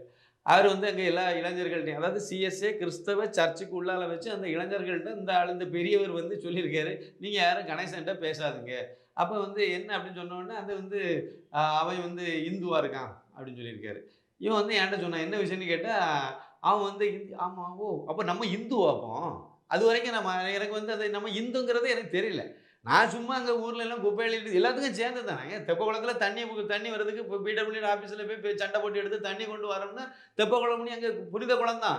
ஆனால் குளிக்கிறது, துணி துவைக்கிறதுலேருந்து எல்லாம் சிஎஸ்ஐ இந்த கிறிஸ்தவனும் நாங்களும் தான் துவைச்சிட்டு இடக்கம் இல்லை. நடந்ததை சொல்கிறேன். அப்படி தான் பண்ணிகிட்டு இருந்தோம். அப்படி இருக்கும்போது அந்த இதை எனக்கு அப்படி தெரியல, பாகுபடுத்தி பார்க்கல. நான் ஒரு இந்துன்னு எனக்கு தெரியலை. நான் சாதாரணமாக ஒருத்தனாக தான் நான் இருந்தேன். அப்போ தான் அவங்க சொல்லி தான் எனக்கு தெரிஞ்சு நான் ஒரு இந்து. அந்த இளைஞரையாக வைக்கிறது வரைக்கும் பிரச்சனை இல்லை. அதிலேருந்து இதெல்லாம் செய்ய ஆரம்பித்த பிறகு அவன் ஒரு இந்து அப்படின்னா, ஓஹோ அப்போ நம்ம இந்துவா? அப்படி தான் இருக்குது இவங்களுடைய நிலைப்பாடம். இவர் வந்து படம் எடுக்க ஆரம்பித்த பிறகு தான் தெரிஞ்சுது, ஓஹோ அப்போ நம்ம நாடாரோ, ஓ அவர் வந்து எஸ்சி, நம்ம நாடார். அப்போ ஒரு கேஎஸ் ரவிக்குமார் என்ன ஜாதி, அப்புறம் வந்து ரஜினி அப்பா என்ன ஜாதி, அப்புறம் வந்து விஜய் என்ன ஜாதி, அவன் அஜித்து தெரியலையே. இந்த மாதிரி யோசிக்க வச்சாலும் பாரஞ்சித் சொன்னது தானே, சரிதானே. நம்ம பிரவீன்காந்த் சொன்னது கரெக்டு தானே. இது வரைக்கும் நம்ம யார் பக்கத்தில் எவன் இருக்கானே தெரியாது. அவன் நண்பனாக தான் பார்த்தோம், அவனை ஒரு தம்பியாக பார்த்தோம், அண்ணனாக பார்த்தோம், ஒரு கேமராமேனாக பார்த்தோம், ஒரு லைட்மேனாக பார்த்தோம், அவ்வளோதான் நம்ம பார்த்துட்டு போனோம். ஆனால் இப்போ ரஞ்சித் வந்த பிறகு தான், வெற்றிமாறன் வந்து சக்ஸஸ் பண்ண பிறகு தான் இவர் என்ன ஜாதி, இவர் என்ன ஜாதி, அவர் என்ன ஜாதின்னு ஒவ்வொருத்தர ஜாதியோடு நம்ம யோசிக்கக்கூடிய அளவுக்கு நம்மளை வந்து மாற்றிருக்காங்கிறது புரிஞ்சு. அது சொன்னது 100% உண்மை. நானே இதை புரிஞ்சுக்கிட்டேன். இந்த விஷயத்த ஏற்கனவே புரிஞ்சுக்கிட்ட விஷயம் தான். அதுக்கு முன்னாடி எந்த ஆளையும் நம்ம பார்க்கல. அதாவது சின்ன கவுண்டர்னு படம் வரும்போது நம்ம ஜாதி ரீதியாக அதை யோசிக்கவே இல்லை, யோசித்ததே கிடையாது. அதாவது இந்த தேவர் மகன் வரும்போது நம்ம அதை தேவர் சமுதாயத்தை சார்ந்த கதை அப்படின்னு நம்ம நினைக்கவே இல்லை. சிவாஜி பிரமாதமாக நடித்தார்னு தான் நினச்சோம், ரசித்தோம், பார்த்தோம், எல்லாம் பண்ணணும். ஆனால் இன்றைக்கி வந்து அதை வந்து அது தேவர் கதையோ, இது வந்து கவுண்டர் கதையோ, இப்படியெல்லாம் இப்போ யோசிக்க வைக்கிது. இப்போ ரிவர்ஸில் நம்மளை திங்க் பண்ண வைக்கிது. அப்படியே அதே கதை தான் இவங்களுடைய கதையும். இவ்வளவு நாளும் இவங்க இதெல்லாம் செய்தாங்க. அப்புறம் அதுக்குள்ளே விஷத்தை வேற கக்கினாங்க. ஜெய்பீம் படத்தினுடைய கதை என்னது ஒரிஜினல் நடந்தது. அதாவது ஆரோக்கியசாமிங்கிறது யார்? அந்த போலீஸ் இன்ஸ்பெக்டர் ஆரோக்கியசாமிங்கிறவர் தான் அந்த ஒரு பாவப்பட்ட ஒரு ஏழை பட்டியலின சமுதாயம் சார்ந்த ஒருத்தரை வந்து கூட்டிட்டு போய் அடிச்சு கொன்னாரு. இதானே லாக்அப் டெத்து, இதானே கதை. அப்போ நீங்கள் வந்து என்ன செய்யணும், ஆரோக்கியசாமிக்கு நீங்கள் வந்து ஜேம்ஸ்ன்னு வைங்க, இல்லைன்னா வந்து ஸ்டீவன்சன் வைங்க, ஏதோ ஒரு கிறிஸ்டின் பேர் தானே வைக்கணும். ஆரோக்கியசாமிங்கிறது அப்பட்டமான ஆர்சி கிறிஸ்டின். அதே ஆர்சி கிறிஸ்டின்ல இன்னொரு ஆரோக்கியசாமின்னு வைங்க, இதுக்கு பதிலாக வேற ஒரு பேர் வைங்க, அல்போன்ஸ்னு வைங்க, பீட்டர் அல்போன்ஸ்னே வைங்க, ஒன்றும் பிரச்சனை கிடையாது, ஆர்சி தானே. அப்படி நீங்கள் வச்சிங்கன்னா தப்பு கிடையாது. அந்த பேரை ஏன் வைக்கக்கூடாதுங்கிறது ஒரு சின்ன மரபு தான், அவ்வளோதான். வேற ஒன்றும் பெரிய ஒரு எத்திக்ஸ் என்ன அப்படின்னா, ஒரு கெட்டவனை அவன் உண்மையிலே கெட்டவனாக இருந்து போயிட்டான், அவனுடைய வாரிசுகள் இருக்கு, சொந்தக்காரங்கள்லாம் இன்னும் இருக்காங்க, அடுத்த தலைமுறைலாம் இருக்காங்க. அப்படி இருக்கும்போது அவன் கெட்டவனை நீங்கள் சொன்னீங்கன்னா, திரையில சொன்னீங்கன்னா, அதை பார்க்குற அந்த குடும்பத்தில் உள்ளவனுக்கு எங்கள் தாத்தன் இப்படி மோசமானவனாக இருந்திருக்கான்னு தோணும். அதனால அவனுக்கு பேரை மாற்றி போடுறது இயல்பு. அதை மாற்றி போட்டு அவன் வந்து அது கொஞ்சம் ஒரு வகையில் ஒரு சின்ன எத்திக்ஸ் படி இருக்கும். அப்படி நீங்கள் மாற்றி போடும்போது அவனுடைய ஜாதியை மாற்றக்கூடாது, அவனுடைய மதத்தை மாற்றக்கூடாது. அதெல்லாம் அதுவே தான், அப்படியே தான் இருக்கணும். நீங்கள் என்ன குசும்பு வேலை பார்த்து வச்சிருக்கீல, ஆரோக்கியசாமியை கொண்டு போய் குருவரணி மாற்றி அந்த குருவரனுக்கு பின்னாடி கொண்டு போய் வன்னியர் சமுதாயத்தினுடைய அந்த கலசத்தை கொண்டு போய் காலண்டரில் வச்சு அவருக்கு வந்து குருவரனை குருன்னு கூப்பிட்டு, அப்போ குருன்னு என்ன கூடும்போது காடு வெட்டி குருவை ஞாபகப்படுத்தி மொத்த வன்னியர் சமுதாயத்தையும் வந்து குற்றவாளி கூண்டில் நிறுத்தி, இது எவ்வளோ பெரிய கடைந்தெடுத்த அயோக்கியத்தனமா இல்லையா? அதில் இன்னொரு முக்கியமான விஷயமும் இருக்குது. அந்த பாதிக்கப்பட்ட அந்த குறும்பர் சமுதாயமா இருளர் சமுதாயத்திலுடைய அந்த இறந்து போன அவனுக்காக வேண்டி போராடினது ஒரு வன்னியர் கோவிந்தன். அந்த கோவிந்தன் நான் கல்யாணம் பண்ணுறது வரைக்கும், அதாவது இந்த இதுக்கு எனக்கு தீர்ப்பு கிடைக்கிறது, நீதி கிடைக்கிறது வரைக்கும் நான் கல்யாணம் பண்ண மாட்டேன்னு இருந்தார். அவர் வன்னியர். அவர் அந்த படத்தில் ஒரு ஓரமாக ஒரு சின்ன 2 சீனை வச்சு அனுப்பி விட்டுட்டாங்க. அந்த கேரக்டருக்கு 2 சீன் தான், 2-3 சீனை வச்சு விட்டுட்டாங்க. ஒரு சின்ன டம்மி கேரக்டரை வச்சு விட்டுட்டாங்க. வேணா தவிர்க்க முடியாது, அவன் தான் ஒரிஜினல் ஹீரோ. அந்த கோவிந்தன்கிற நபர் தான் அந்த படத்தினுடைய முதல், அதாவது அவர் தான் கதாநாயகனே. அவர் தானே போராடி இதை வெளியே எடுத்துட்டு வராரு. அங்கே வந்து ஒரு தாலுக் கோர்ட்லேருந்து ஆரம்பிச்சு டிஸ்ட்ரிக்ட் கோர்ட்டு போய் அதுக்கு தானே ஹைகோர்ட்டுக்கு வந்துச்சு. ஹைகோர்ட்டில் வந்து சந்துருங்கிறவர் அதில் வந்த ஒரு 5000 ரூபாய் சம்பளம் வாங்கிட்டு வழக்கு பேசின ஒருத்தர் தானே. அந்த சந்துரு இப்படி ஹீரோவான இருக்குதுல்ல, இவர் அப்போ இதை தேடி பிடிச்சி எடுத்தாரா? இன்னும் சொல்ல போனால் அந்த கோவிந்தனும் ஒரு கம்யூனிஸ்ட், சந்துருவும் ஒரு கம்யூனிஸ்ட். அப்போ அதில் 2 பேருமே நீங்கள் கம்யூனிஸ்டாக இருந்தால் கூட அது வந்து வன்னியராக இருந்தால் நாங்கள் கம்யூனிஸ்டாக கூட ஏற்றுக்க மாட்டோம், அப்படி தானே? வன்மம், இதோட பெரிய வன்மம் இன்னும் ஒன்று அந்த படத்தில் வச்சுருந்தாங்க. அந்த படத்தினுடைய அந்த வட்டார மொழி தேவைப்பட்டுச்சு. இது வந்து விழுப்புரம் ஏரியாவினுடைய தமிழ் வேணும். அதுக்கு அந்த பகுதியில் உள்ள ஒரு கவிஞரை போய் பார்த்தாங்க. அந்த கவிஞர் வந்து வன்னியர். அவரை போய் பார்த்து, ஒரு எழுத்தாளர், ஒரு ஏழை எழுத்தாளர், அவர்கிட்ட போய் பார்த்து அவர் இந்த மாதிரி ஒரு வட்டார மொழியில் படம் நடக்குன்னு சொன்னோன்னு அவரும் ரொம்ப சந்தோஷப்பட்டு சரிங்க எடுங்கன்னு சொல்லி அவரும் வந்து அந்த கதையை அந்த இவர் எழுதி இந்த டைலாக் பேப்பர்லாம் அவர்கிட்ட கொடுத்து அதை வட்டார வழக்கில் உள்ள தமிழில் மாற்ற சொல்லி அவரும் எல்லாம் மாற்றி கொடுத்துருக்காரு. எந்த இடத்துலலாம் அந்த வன்னியர் சம்பந்தப்பட்ட விஷயம் வருதோ அந்த பேப்பரை மட்டும் வெளியே எடுத்துட்டாங்க, அந்த சீனை மட்டும் தனியாக தூக்கி வச்சுக்கிட்டாங்க. இதை அவர்கிட்ட கொடுத்து அவர் கண்டுபிடிச்சிருவார். அப்போ அது மட்டும் தெரியாத அளவுக்கு எடுத்துக்கிட்டு, அப்போ எவ்வளோ பெரிய அயோக்கியத்தனம் இது, எத்தோழித்தனம் இது. எப்படி ஒரு வன்னியர் சமுதாயத்தின உள்ளவனே வச்சு அவன் கண் எடுத்து அவன் கண்ணிலே அவன் விரல் எடுத்து அவன் கண்ணிலே குத்துற மாதிரியான ஒரு விஷயம் தானே. இதை செய்ததோட சூர்யா எப்படி நீங்கள் இவருக்கு ஒன்றுமே தெரியாதுன்னு சொல்கிறீங்க? அவ்வளோ அயோக்கியத்தனத்தையும் பண்ணிவிட்டு அந்த ஜெய்பீம் படத்தினால எனக்கு வந்து வன்னியர் சமுதாயத்திலேருந்து எதிர்ப்பு வருதுன்னு சொல்லி வீட்டுக்கு 4 போலீஸுக்காரனை காவலுக்கு போட வச்சு வீட்டை காலி பண்ணிட்டு பாம்பேயில் போய் உட்காந்துருந்து விட்டு சும்மா கிடக்க வீட்டுக்கு 4 போலீஸ் காவல்னு சொல்லி இன்னைக்கு காலையில் பத்திரிகையில் வருது. சும்மா கிடக்கக்கூடிய சூர்யா வீட்டுக்கு 4 போலீஸுக்காரங்க காவலுக்கு நிற்கிறாங்க, எதுக்கு வெட்டியாக நிற்கிறாங்கன்னு இன்னைக்கு போட்டு வச்சுருக்காங்க. இன்னைக்கு இவ்வளோ நாள் அப்போ வருஷக்கணக்காக பாம்பேக்கு போய் வருஷம் ஆகி போச்சு. இதை விட இன்னொரு பெரிய இதை பரப்பி விட்டாங்க. இதில் பெரிய கில்லாடித்தனாங்க. சூர்யாவுக்கு பிள்ளைகள் எப்படிங்க தமிழ் வழி கல்வியில் படிக்கும்? அவள் மக வந்து தமிழ் வழியில் படிச்சுது, அந்த இதில் வந்து தமிழில் 97 மார்க்கை எடுத்திருக்குன்னு சொல்லி அதை போட்டு பரப்பிட்டாங்க சமூக வலைத்தளங்கள். அதை மறுக்கவே இல்லை அந்த குடும்பம், கேடுகட்ட குடும்பம். அது மறுக்கவே இல்லை. அது படிப்புக்காக வேண்டி பாம்பேக்கு போனாங்க. பாம்பேயில் என்ன தமிழ் வழி கல்வியாக நடத்திட்டு இருக்காங்க. அந்த மாதிரி ஸ்கூல்லேயே போய் இங்கே சேர்ப்பாங்க. தமிழ் படித்தாலே அது பிள்ளை விளங்காதுன்னு சொல்லிட்டு நீங்கள் அங்கே போய் ஹிந்தியில் படிக்க வைக்கிறீங்க. வச்சு வந்து சர்வதேச அளவில் உள்ள தரமான கல்வி கொடுக்கணும்னு நீங்கள் போனேன்னு சொல்கிறீங்க. சொல்லிட்டு தமிழ் வழியில் படித்தேன்னு சொல்கிறீங்க. எவ்வளோ பெரிய எத்தோழித்தனம் பாருங்கள். ஏதோ தமிழ்நாட்டில் படித்த மாதிரியும் தமிழ்நாட்டில் பிள்ளைகள் படிச்சுன்னா நீங்கள் எதுக்கு பாம்பேயில் போயிருக்க போகிறீங்க? அயோக்கியத்தனம். இப்படி தான் ஊரை பூதை ஏமாற்றி. அதை விட அந்த சூர்யாவுக்கு பொண்டாட்டி இருக்கு பாருங்க, ஜோதிகா, அது பண்ணும் பாருங்க ஒரு பித்தலாட்டம். திடீர்னு சமூக போராளியாக மாறினோம். தஞ்சை பெரிய கோயிலை கட்டினதுக்கு பதிலாக நீங்கள் நிறைய ஆஸ்பத்திரி கட்டிருக்கலாம்னு சொல்லிட்டு அலைஞ்சிது. அங்கே 80 கோடி ரூபாயில் வீடு, ஒரு 2 பேர் இருக்கிறதுக்கு 80 கோடி ரூபாயில் ஒரு வீடு தேவை. அது சென்னையில் இருக்குது வீடெல்லாம். அதை வந்து 80 கோடி ரூபாயில எத்தனை ஆஸ்பத்திரி கட்டிடலாம், நிறைய ஆஸ்பத்திரி கட்டலாமே. இவ்வளவு சமூக அக்கறை உள்ள பெண்மணி தான் ஓட்டு போடல. அதான் ரொம்ப ஹைலைட்டான விஷயம். வந்த பாராளுமன்ற தேர்தல் ஓட்டு போட வராத ஆளுங்க. அதுக்கு யாக்கியான வேற பேசிட்டு இருந்தீங்கன்னா, வருஷத்துக்கு ஒருக்கா நான் ஓட்டு போடுவேன், இந்த ஒரு வருஷம் தான் போடல, ஏன்னா வருஷத்துக்கு ஒருக்கே தேர்தல் நடக்குது. இப்படிப்பட்ட ஆட்கள் தான் இப்போ இருக்காங்க. இவங்க தான் நமக்கு பாடம் நடத்திட்டு இருக்காங்க. அதாவது ரஞ்சித் வந்து இயக்குற படம், தயாரிக்கிற படம் எல்லாம் வந்து அந்த ஒடுக்கப்பட்ட சமுதாயத்தினுடைய வலியை நான் வந்து காணிக்கிறோம், அதை நான் திரையில காணிக்கிறோம், அது வந்து ஒரு படைப்பாளினுடைய கருத்து சுதந்திரம், இதுல என்ன தப்பு இருக்குன்னு கேள்வி கேட்கிற அதே ஆளுதான் நடிகர் ரஞ்சித் ஒரு படம் எடுக்கிறாரு. அவருடைய வலியை சொல்றாரு, அவர் பார்த்த வரலாற்றை சொல்றாரு, சம்பவத்தை சொல்றாரு. இதுல உங்களுக்கு என்ன பிரச்சனை வந்து போச்சு? நாடக காதல்னால பெற்றோர் எந்த அளவுக்கு கதி கலங்குறாங்க, அவங்களுக்கு எவ்வளவு வலி ஏற்படுதுங்கிறத சொல்றாரு. சரிதானே? இதுல என்ன தப்பு இருக்கு? இவ்வளவுதான் விஷயம். அதாவது இவங்க செய்யறது எல்லாமே கருத்து சுதந்திரத்துல வந்துடும். ஆனா வேற யாராவது செய்தாங்கன்னா அது கருத்து சுதந்திரத்துக்கு வராது. அதுக்கு உள்ளல அந்த ஏரியா பக்கமே வராது. அந்த மாதிரி தான் ஒரு ஃபார்மட் வச்சிருக்காங்க. இதோட தொடர்புடையத இன்னொரு சம்பவம் உதாரணத்துக்கு நல்ல புரிதலுக்கு நல்லா இருக்கும், அதனால சொல்றேன். அதாவது வந்து அதுவும் கொங்கு மண்டலம், குறிப்பா திருச்செங்கோடம் மையப்படுத்தின ஒரு சம்பவம். என்னன்னா அதை சம்பவம்னு சொல்றதை விட அதை மையப்படுத்தின ஒரு நாவலுக்கு பேர் வந்து மாதொரு பாகன். பெருமாள் முருகன் தான் இந்த அப்படிங்கிற ஒரு எத்துவாளி தான் இந்த நாடகத்துக்கு, இந்த நாவலுக்கு ஆசிரியர். அப்படிதான் நம்ம சொல்ல முடியுங்க. அதாவது என்ன சொல்லி வச்சிருக்காரு அந்த நாவல் அப்படின்னா, நாவலுடைய முக்கியமான சாராம்சம் என்ன அப்படின்னா, திருச்செங்கோடுல வந்து அந்த அர்த்தநாரீஸ்வரர் கோவில் இருக்கு. அந்த கோவில் விழா நடக்கும்போது 2-3 நாட்கள் வந்து அந்த மலையில கோவில் இருக்கக்கூடிய இடம் மலை, அதுல வந்து அங்க உள்ள பெண்கள் எல்லாம், அங்கிருந்து பக்கத்துல உள்ள கிராமத்துல உள்ளவங்கலாம் வந்துருவாங்க நைட்டு. அந்த பெண்கள் எல்லாம் அந்த கிராமத்துல இருந்து வர பார்த்தீங்களா, அவனுங்களுக்கு எல்லாம் முந்தான விரிப்பாங்களாம், அது மூலமா குழந்தை பெறுவாங்களாம். இப்படி சொல்லி அதில் எழுதி வச்சிருக்காரு. அந்த ஆள் எவ்வளவு வக்கரை பத்தி பாருங்க. அங்க இருக்கக்கூடிய சமுதாயம் என்னது? கவுண்டர் சமுதாயம். இந்த கவுண்டர் சமுதாயத்தில் உள்ள பெண்கள் எல்லாம் கண்டவனுக்கெல்லாம் முந்தான விரிச்சு குழந்தை பத்து வச்சிருக்கா. இப்ப இருக்கக்கூடிய வாரிசு அந்த இது எல்லாமே அந்த திருச்செங்கோடுல உள்ள அந்த கோவில் சன்னதி தெருவில் இருக்க உள்ள அந்த தலைமைச் செயலாளராக இருந்தவங்க இருக்காங்க, நீதிபதிகளாக இருந்தவங்க இருக்காங்க, இன்னும் பெரிய பெரிய போஸ்டிங்ல இருந்தவங்க எல்லாம் கூட அங்கிருந்து உருவாயிருக்காங்க. இப்ப இவங்க எல்லாருக்குமே வந்து அவங்களுடைய பிறப்பே வந்து கொச்சைப்படுத்தின ஒரு நாவல் தான் மாதொரு பாகன்.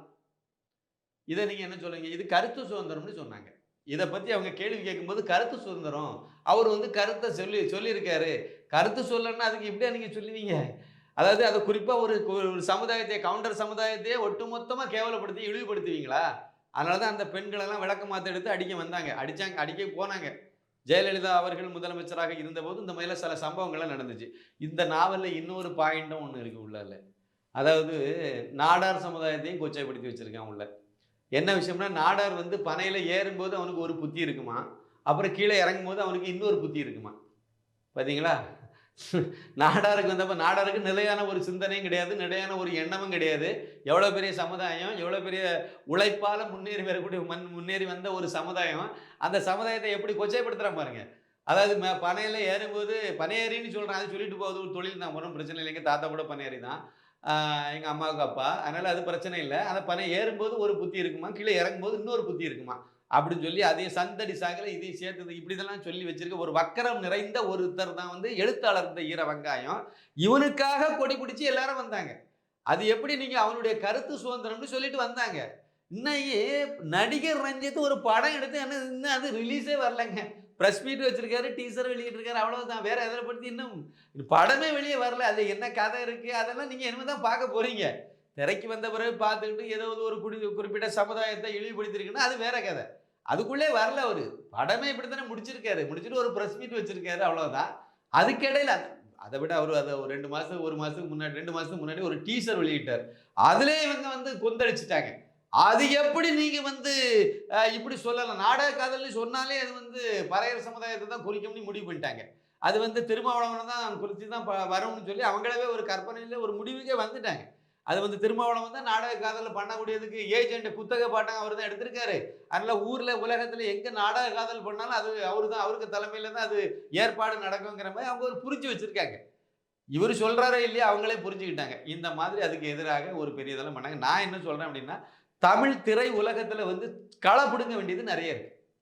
பணம் போடுறவன் இந்துக்காரனா இருப்பான், அந்த படம் பார்க்குறவன் இந்துக்காரனாக இருப்பான், டைரக்டர் மட்டும் முஸ்லீம் அமீராக இருப்பார், இல்லைன்னா டைரக்டர் மட்டும் கிறிஸ்தவனாக இருப்பார். உள்ள விதைக்க வேண்டிய விஷம் அவ்வளவுமே இந்து விரோத விஷமாக இருக்கும். ஆனால் கல்லா கட்டிடும், படம் ஓடிடும், எல்லாம் போயிடும். இப்படியே காலங்காலமாக செய்து விட்டாங்க. ஆதி காலத்தில் நல்லதாக இருந்துச்சு.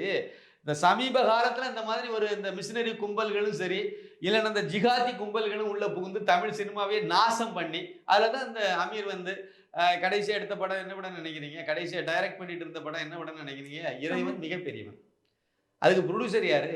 ஜாபர் சாதிக் தான். பணம் ஏது பணம்? அதான் இந்த போதைப் பொருள் கடத்தல் மூலமாக கொள்ளையடிச்ச பணம். அந்த சம்பாதிச்ச பணத்தில் இந்த இதை எடுத்தாங்க. ஆனால் இந்த ஈர வெங்காயத்துக்கு அமீருக்கு தெரியவே தெரியாதான். 10 வருஷமா ஃப்ரெண்டான். ஆனால் அவன் என்ன தொழில் பண்ணான்னு எனக்கு தெரியாது. அந்த ஈர வெங்காயம் தான் 2013 சர்வதேச அளவில் கடத்தல் பண்ணி தானே ஜெயிலுக்கு போயிட்டு வந்திருக்கான். ஜெயிலில் போய் ஜாமீனில் தானே வெளியிருக்கேன். இது தெரியாதுன்னு சொன்னால் அமீர் எப்படி நீங்கள் எடுத்துடுவீங்க? இப்படி தான் இருக்கும். இந்த மாதிரியான இதெல்லாம் இவங்க பண்ணிட்டு இருந்தாங்க. இப்போ அதுக்கு உள்ளால இல்லை இதை கொஞ்சம் காலாப்படுகின்றது தான் சரியாக இருக்கும்னு சொல்லி சிலர் அதில் தோன்றியிருக்காங்க, வந்திருக்காங்க. அதில் இப்போதைக்கு லேட்டஸ்ட் வரவு நம்ம நடிகர் ரஞ்சித் அவர்கள். அவருக்கு நம்ம கண்டிப்பாக வாழ்த்து சொல்லணும். நிச்சயமாக அந்த படம் வெற்றி பெறும். இன்னைக்கு உள்ள சூழ்நிலையில் என்னென்னா இந்த களவாணிகளுடைய படம் எல்லாருமே நல்லா புரிஞ்சு வச்சுக்கிட்டாங்க. அது ரஞ்சித் எடுத்தாலும் சரி தான், இல்லைன்னா இந்த சூர்யா படமாக சூர்யாவனுடைய இதை ஒன்று சொல்லணும். அந்த ஜெய்பீம் படத்தை தியேட்டரே ரிலீஸ் பண்ணல. தேட்டரில் ஓடி இருக்காது, வேற என்ன ஓடலை. அப்போ நிறைய அமேசானில் போட்டு அது ஒரு பெரிய வெற்றி படம்னு காணிச்சு அதில் இவ்வளோ வசூலாச்சுன்னு ஒரு பிரச்சாரம் பண்ணி இதுக்கு பின்புலத்தில் நல்லா மிஷினரி கும்பல் நல்லா வேலை செய்துட்டு இருந்தாங்க. எல்லா மிஷினரி கும்பல்களுக்கும் இந்த படத்துக்கும் என்னன்னே தெரியாது. ஆனால் அதில் தேங்க்ஸ் கார்டு போட்டு வச்சுருப்பாங்க. அவங்க தான் இதெல்லாம் காப்பாற்றி எல்லாம் பண்ணினவனே, அயோக்கியத்தனை பண்ணவனே கிறிஸ்தவன்.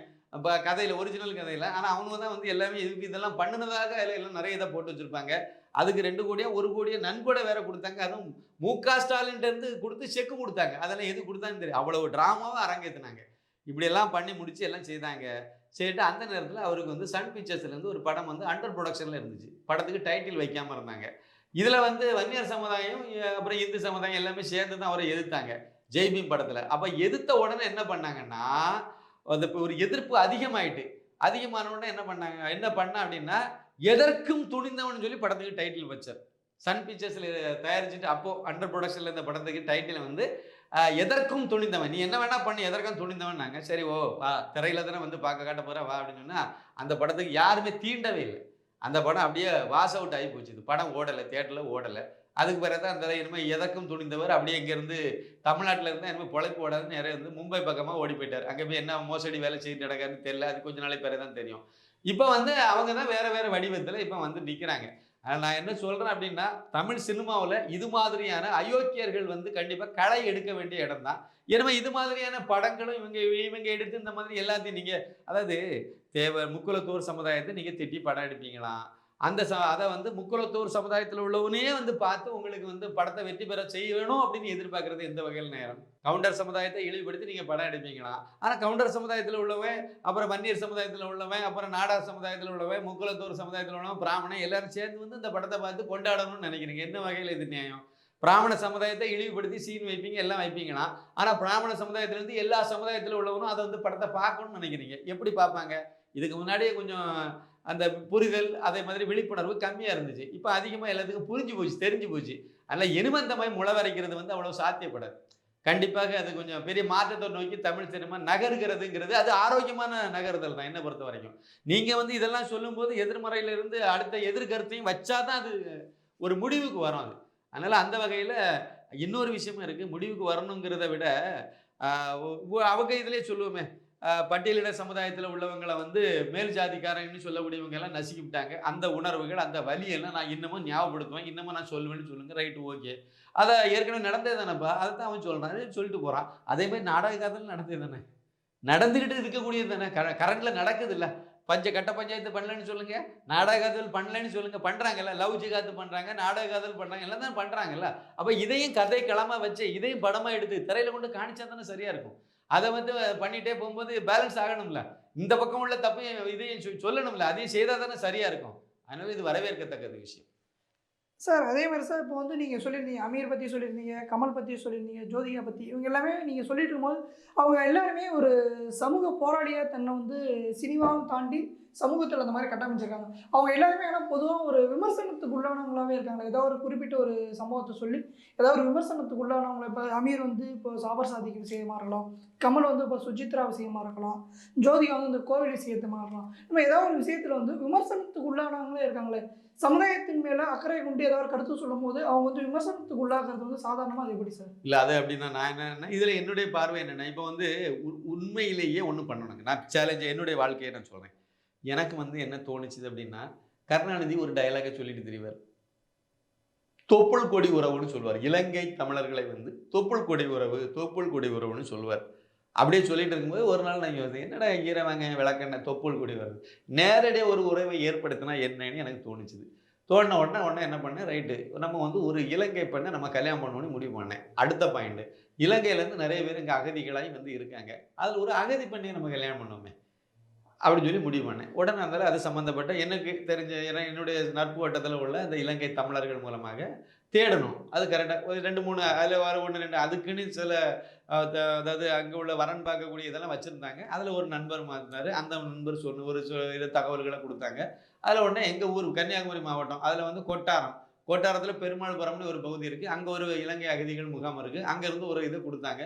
நேரடியாக அந்த பொண்ணை பார்த்து அதான் என்னுடைய மனைவி மைதிலி கல்யாணம் பண்ணேன். இதில் முக்கியமான விஷயம் என்னென்னா, இது வரைக்கும் எங்கள் குடும்பத்திலே நிறைய பேருக்கு அது அவங்க என்ன ஜாதினே தெரியாது. நான் வந்து நாடார், ரைட்டு. அந்த அவங்க என்னுடைய மனைவி யார், அவங்க திருவண்ணாமலைன்னு தெரியும், இலங்கை அகதின்னு தெரியும். ஆனால் அவங்க என்ன ஜாதின்னு தெரியாது. அவங்க மீனவர். ஆனால் நான் கல்யாணம் பண்ணோம். கல்யாணம் தான் பண்ணோம். அங்கே ஒன்று நான் தான் சொல்கிறேன், இப்படி ஒன்று நேரடியாக ஒரு உறவை ஏற்படுத்தினா என்ன அப்படிங்கிற மாதிரி முடிவு எடுத்துகிட்டு முயற்சி பண்ணால் கரெக்டாக நடந்துச்சு. கல்யாணம் பண்ணோம், நல்லா தான் இருக்கும், ஒன்றும் பிரச்சனை இல்லை. நான் என்ன சொல்ல வரேன் அப்படின்னா, உண்மையிலேயே ஒரு ஜாதி தாண்டி நான் செயல்படணும், இல்லைன்னா நான் இந்த மாதிரி பண்ணுறதுல தப்பு இல்லை, இதை பண்ணுனா சரிதான் அப்படின்னு நான் நினச்சேன்னா நான் அதை செயலில் காட்டியிருக்கேன். சீமான் இந்த மாதிரி தான் செய்வேன்னு சொல்லி ஊரை ஏமாத்திட்டு தெரிஞ்சார். என்ன கல்யாணம் பண்ணார், நான் இலங்கை அகதி பெண்ணை தான் கல்யாணம் பண்ணுவேன், அது விடுதலை புலிகளுடைய இதில் பாதிக்கப்பட்ட ஒருத்தருடைய மனைவியை தான் கல்யாணம் பண்ணும்போது, விடுதலை புலிகளில் ஒருத்தன் போகிறனால அவன் கல்யாணமே பண்ண மாட்டான். குறிப்பிட்ட ஆளை தவிர இந்த பிரபாகரன், ஆண்டன் பாலசிங்கம் இந்த மாதிரி மூத்த தலைவர்கள் இருக்காங்கல்ல, அவங்க கல்யாணம் பண்ண ஆட்கள். அவங்கள தவிர புதுசாக போகிற இளைஞர்கள் எல்லாருமே விடுதலை புலிகளில் ஒருத்தர் இருந்தார் அப்படின்னா பெரும்பாலும் அவங்க கல்யாணமே பண்ண மாட்டாங்க. ஏன்னா அது எந்த உயிருக்கு உத்தரவாதம் இல்லை, நீ கல்யாணம் பண்ணிட்டு வச்சுட்டு போயிடுவா, பிறகு வந்து விதவையாக இருக்கும், அதனால வேண்டாம்னு சொல்லி தான் அந்த விடுதலை புலிகளுடைய தலைவர் பிரபாகரனே அந்த மாதிரி சொன்னனால அதுக்கு பிறகு யாருமே கல்யாணம் பண்ணாத இளைஞர்கள் தான் அங்கே இருந்தாங்க. பெண் புலியாக இருந்தால் பெண்ணாக இருப்பாங்க, அவ்வளோதான். இவங்களும் ஒன்றும் கல்யாணம் பண்ண போகிறது, அது பெண்ணாக இருக்கும், இது ஆணாக இருக்கும், 2 பேரும் புலியாக இருப்பாங்க, அவ்வளோதான். ஏதாவது ஒரு இடத்துல அவங்களுக்கு ஏதோ ஒரு அகால மரணம் ஏற்பட்டு போச்சுன்னா அது அவங்களோட நின்று போகும். இப்படி தான் அது கான்செப்டே இதுதான். அது இந்த ஈரவங்காயம் என்ன சொல்லிச்சுன்னா, ஒரு இலங்கை அகதி பெண்ணை தான் நான் திருமணம் பண்ணணும்னு ஊர் ஊதா பிரச்சாரம் பண்ணிவிட்டு கடைசியில் கட்சியும் இலங்கை தமிழர்கள் இலங்கை விடுதலை புலிகளை வச்சே சொல்லிட்டு பிரபாகரனுடைய போட்டோவே போட்டு வியாபாரம் பார்த்துட்டு வயிற்று பொழைப்பை நடத்திக்கிட்டு கல்யாணம் எங்கே போய் பண்ணார், காளிமுத்துடைய பொண்ணை கல்யாணம் பண்ணார். காளிமுத்துடைய 2 மனைவியில் ஒரு மனைவியுடைய மகளை கல்யாணம் பண்ணார். அவங்க யார், பூர்வீகம் அவங்களுக்கு என்ன, அவங்களுக்கு தெலுங்கு வம்சாவளி. அது இந்த ஈர வெங்காயத்துக்கு வம்சாவளி என்னது, இது வந்து மலையாள வம்சாவளி. இதுவும் தமிழன் கிடையாது, பொண்டாட்டியும் தமிழச்சு கிடையாது, குழந்தைகள் படிக்கிறதும் தமிழ் ஸ்கூலில் கிடையாது. ஆனால் இவர் நாம் தமிழர்னு சொல்லி ஊரை ஏமாத்திட்டே அலைவர். இப்படி தானே, இப்படி ஒரு கொள்கையெல்லாம் வச்சுருக்காங்க. அதனால் அந்த அடிப்படையில் பார்க்கும்போது நான் இதை செய்யணும்னு நான் நினச்சேன், நான் செய்யலை, யார்கிட்டையும் சொல்லவும் இல்லை. இப்போ தான் எங்கள் குடும்பத்தில் உள்ளவங்களுக்கு இப்போ தான் இது மூலமாக தான் தெரிய ஆரம்பிக்கும். இனிமே அவங்க வந்து யாருமே கேட்கல. எங்கள் அம்மாவும் சரி, அப்பாவும் சரி, இல்லை வேறு யாராவது கூட பிறந்தவங்களும் சரி, யாருமே வந்து என்ன ஜாதி எது, அவங்க இலங்கை அகதி அப்படியா, சரி அதோடு முடிச்சிட்டாங்க, உன் விருப்பம் தானே விட்டுனாங்க. கல்யாணம்லாம் நல்லா முறைப்படி எல்லாமே நல்லா பண்ணோம், வாழ்ந்துட்டு இருக்கோம். சரி சொல்கிறேன், இப்போ நீங்கள் அப்படியே ஜோதிகாட்ட வாங்க. ஜோதிகா அவங்களுடைய கணவர் சூர்யா இவங்கெல்லாம் சேர்ந்து தான் வந்து இந்த சமுதாயத்தில் மிகவும் ஒடுக்கப்பட்ட சமுதாயத்திலிருந்து கதையை எடுத்து அதை படமாக பண்ணி நாங்கள் வந்து புரட்சி செய்கிறோம்னு சொல்லி ஜெய்பீம் படத்தை எடுத்தாங்க, அப்படி தானே. அப்போ அந்த சமுதாயத்தை இருளர் குறும்பர் அந்த இருளர்னு நினைக்கிறேன். அந்த சமுதாயம் ரொம்ப ரொம்ப பின்தங்கிய ஒரு சமுதாயம் தான், அது இல்லைன்னு நான் சொல்லலை. அந்த சமுதாயத்தினுடைய மேம்பாட்டுக்கு தான் இந்த படத்தை நாங்கள் எடுத்தோம்னு சொன்னாங்க. அவங்களுடைய இதை நாங்கள் உயர்த்த போகிறேன்னு சொன்னாங்க. அதுக்கு நாங்கள் 1 கோடி ரூபா செக்கு கொடுக்குன்னு சொல்லிட்டு அதை கொண்டு பாதிரி கும்பல்கிட்ட கொண்டு கொடுத்தாங்க. நான் என்ன கேட்குறேன்னா, பொண்ணு இருக்குல்ல இவங்களுக்கு, அந்த இருளர் சமுதாயத்திலேருந்து ஒரு பையனுக்கு கல்யாணம் பண்ணி கொடுக்க வேண்டியது ஒரு பெரிய புரட்சி செய்யலாம்ல. அது சூர்யா மகளை ஒரு இருளர் சமுதாயத்தில் திருமணம் கொடுத்துருக்காருன்னா எவ்வளோ பெரிய மாற்றமாக இருக்கும். இந்தியா முழுக்க கவனிக்கப்படும். அது நிறைய பேர் இதை மாதிரி பின்பற்றி வருவாங்களே, அப்போ அதை செய்யலாம்ல, செய்ய மாட்டாங்க. அதான் எத்துவழித்தனம். இல்லைன்னா பையனுக்கு வந்து அங்கேருந்து ஒரு பொண்ணு எடுக்கலாம்ல, எடுத்து அங்கேயும் கொஞ்சம் நல்லா படித்த பொண்ணுங்கள்லாம் இப்போ இருக்காங்க, எடுக்கலாம்ல, அதில் எடுக்க மாட்டாங்கல்ல. அப்போ நீங்கள் வந்து உபதேசம் ஊருக்கு மட்டும்தான் பண்ணுவீங்க. அதான் சொன்னேன் பார்த்தீங்களா, தஞ்சை பெரிய கோயிலை கட்டினதுக்கு பதிலாக நிறைய ஆஸ்பத்திரியை கட்டியிருக்கலாம். தஞ்சை பெரியவள் கட்டும்போது எப்போ 1000 வருஷத்துக்கு முன்னாடி, 1000 வருஷத்துக்கு முன்னாடி அங்கே மருத்துவமனை இல்லைன்னு உனக்கு தெரியுமா? அன்னைக்கு பாரம்பரியம், அன்னைக்கு தான் இதை விட ஹைடெக் மருத்துவமனைலாம் அன்னைக்கு தான் இருந்திருக்கு. மருத்துவமனைனா அன்னைக்குள்ள பாரம்பரிய மருத்துவம். அந்த மருத்துவத்தில் அன்னைக்கு நோய் குறைவு. ஏன்னா அவங்களுடைய உடல் உழைப்பு அப்படி. அவனுக்கு வந்த நோயும் பாரம்பரிய மருத்துவ முறைமை, அதாவது வெட்டின கையை ஒட்டியிருக்காமல, மூலிகை வைத்தியத்திலையும் ஒட்டியிருக்காமல, அந்த அளவுக்கு நடந்த ஒரு மருத்துவம் இருந்தது. அதை விட காலி பண்ணிட்டு வெள்ளைக்கார மருத்துவத்தை கொண்டு வச்சு இப்போ ஒன்றுக்கும் வேலை இல்லாமல் இருந்துட்டு இருக்கோம். உடலும் ஒன்றும் சீரழிஞ்சு போச்சு, எல்லாம் மாத்திரை தின்னுட்டு இருக்கோம். அதான உண்மை. அப்போ அந்த மருத்துவம் இருந்துச்சு. அதனால அன்னைக்கு அது பெரிய மருத்துவமனை தேவையில்லை. சின்ன சின்ன மருத்துவமனைக்கு தான் அங்கே வந்து நோயாளிகளே இருந்தாங்க. அதெல்லாம் செய்துக்கிட்டு தான் கடவுளுக்கு திருப்பணியும் பண்ணான். இது உங்களுக்கு தெரியாதா? சரி, அதெல்லாம் சொல்கிறேன். நீங்கள் எப்படி 80 கோடி ரூபாய்க்கு பாம்பேல போய் வீடு கட்டுறீங்க, வீடு வாங்கிக்கிறீங்க, வாங்கிட்டு அங்கே போகிறீங்க, அது ஒரு 2 பேர் தானே குடியிருக்க போகிறீங்க. சென்னைக்கும் பாம்பேக்கும் என்ன ஒரு 1 மணி நேரம் இருக்குமா ஃப்ளைட் ட்ராவலு? சென்னையில் உங்களுக்கு பெரிய மாளிகையே இருக்குல்ல, அப்புறம் எதுக்கு நீங்கள் அங்கே போய் வாங்குறீங்க? அதுக்கு பதிலாக அந்த 80 கோடி ரூபாயில் ஒரு ஸ்கூலே கட்டி கொடுக்கலாமே, இல்லைனா ஒரு பெரிய ஆஸ்பத்திரியை கட்டி இலவசமாக தரமாஸ்பத்திரின்னு வைக்கலாமே, நல்ல மருத்துவம் கொடுக்கலாமே ஏழைகளுக்கு. இன்னும் சொல்ல மாதிரி இருளர் சமுதாயம் இருக்கக்கூடிய ஏரியாவை பார்த்து பண்ணலாமே. இல்லை அது மாதிரியான ரொம்ப ஒடுக்கப்பட்ட ஒரு பின்தங்கிய சமுதாயம் இருக்கக்கூடிய பகுதிகளில் போய் அந்த மருத்துவ சேவையில் ஆற்றலாமே. ஏன் ஆற்ற மாட்டேங்கிறீங்க? நோக்கம் அதுவல்ல. நோக்கம் விளம்பரம் தேவை, அதனால பண்ணணும், அவ்வளோதான். சமூக அக்கறை இருந்துச்சுன்னா ஜோதிகா ஏன் சார் ஓட்டு போடாமல் போகுது? இது ஓட்டு போடணுங்கிற அக்கறை கூட இல்லாதவங்களை எப்படி சமூக அக்கறை உள்ள புரட்சியாளராக எப்படி நீங்கள் எடுத்துடுறீங்க? இவங்கெல்லாம் புரட்சி வீராங்கனைன்னா அப்போ மற்றவங்கெல்லாம் அப்போ யார்? அண்ணாமலை அப்போ யார்? இப்படி ஒரு கேள்வி வருதில்ல. அதனால இதெல்லாம் எத்துவழித்தனம், பித்தலாட்டம். இந்த கும்பலெல்லாம் இதை வந்து ஏதோ ரொம்ப நாளைக்கு இதெல்லாம் நீடிக்காது. இப்படியே கொஞ்ச நாள் ஊரை ஏமாத்தலாம்னு நினைக்கிறாங்க, ரொம்ப நாள் போக. சார், இப்போ சமீபத்தில் வந்து சினிமா பிரபலங்கள் பல பேருடைய வாழ்க்கையை வந்து விவாகரத்தில் போய் முடிகிற மாதிரியே இப்போ வந்துருக்கு. இப்போ சமீபத்தில் ஜிவி பிரகாஷ், சைந்தினி, இவங்களுடைய இது கூட விஷயம் கூட விவாகரத்தில் போய் முடியிருக்கு. இது எதனால அந்த மாதிரி இருக்குது? இது வந்து நம்முடைய அடிப்படையில் சில விஷயங்களை வந்து இங்கே மாத்திரம் தான் நடந்தது. இதில் ஒரு சின்ன விஷயத்தை சொல்லிட்டு உள்ள போனால் நல்லா இருக்குன்னு நினைக்கிறேன். மயக்கம் என்னங்கிறது படத்தினுடைய பேர். இந்த படத்தில் வந்து பிறை தேடும் இரவிலே அப்படின்னு ஒரு பாட்டு வரும். இந்த குறிப்பாக இந்த பாட்டை வந்து நீங்கள் பார்த்தீங்க அப்படின்னா, இந்த படத்தினுடைய டைரக்டர் யாருன்னு பார்த்தீங்கன்னா செல்வராகவன். அப்புறம் வந்து அந்த குறிப்பிட்ட இந்த பாட்டை வந்து வரிகள் எழுதுனது யாருன்னு அப்படின்னா தனுஷ். இந்த பாட்டை பாடினது யார் அப்படின்னு பார்த்தீங்கன்னா சைந்தவி, அப்புறம் வந்து ஜிவி பிரகாஷ், 2 பேரும் பாடியிருப்பாங்க. இசையும் வந்து ஜிவி பிரகாஷ் தான். அந்த படத்துக்கு இசை, அந்த பாட்டுக்கும் இசை தான். இந்த 4 பேருமே டைவர்ஸ். செல்வராகவன் டைவர்ஸ், விவாகரத்து ஆகிட்டார். அதே மாதிரி தனுஷ், அதுவும் அதே ட்ராக்கு தான். அதுக்கு அடுத்து சைந்தவி, ஜிவி பிரகாஷ், இவங்க 2 பேத்துக்குள்ள இப்போ நாங்கள் பிரிகிறேன்னு சொல்லிட்டாங்க.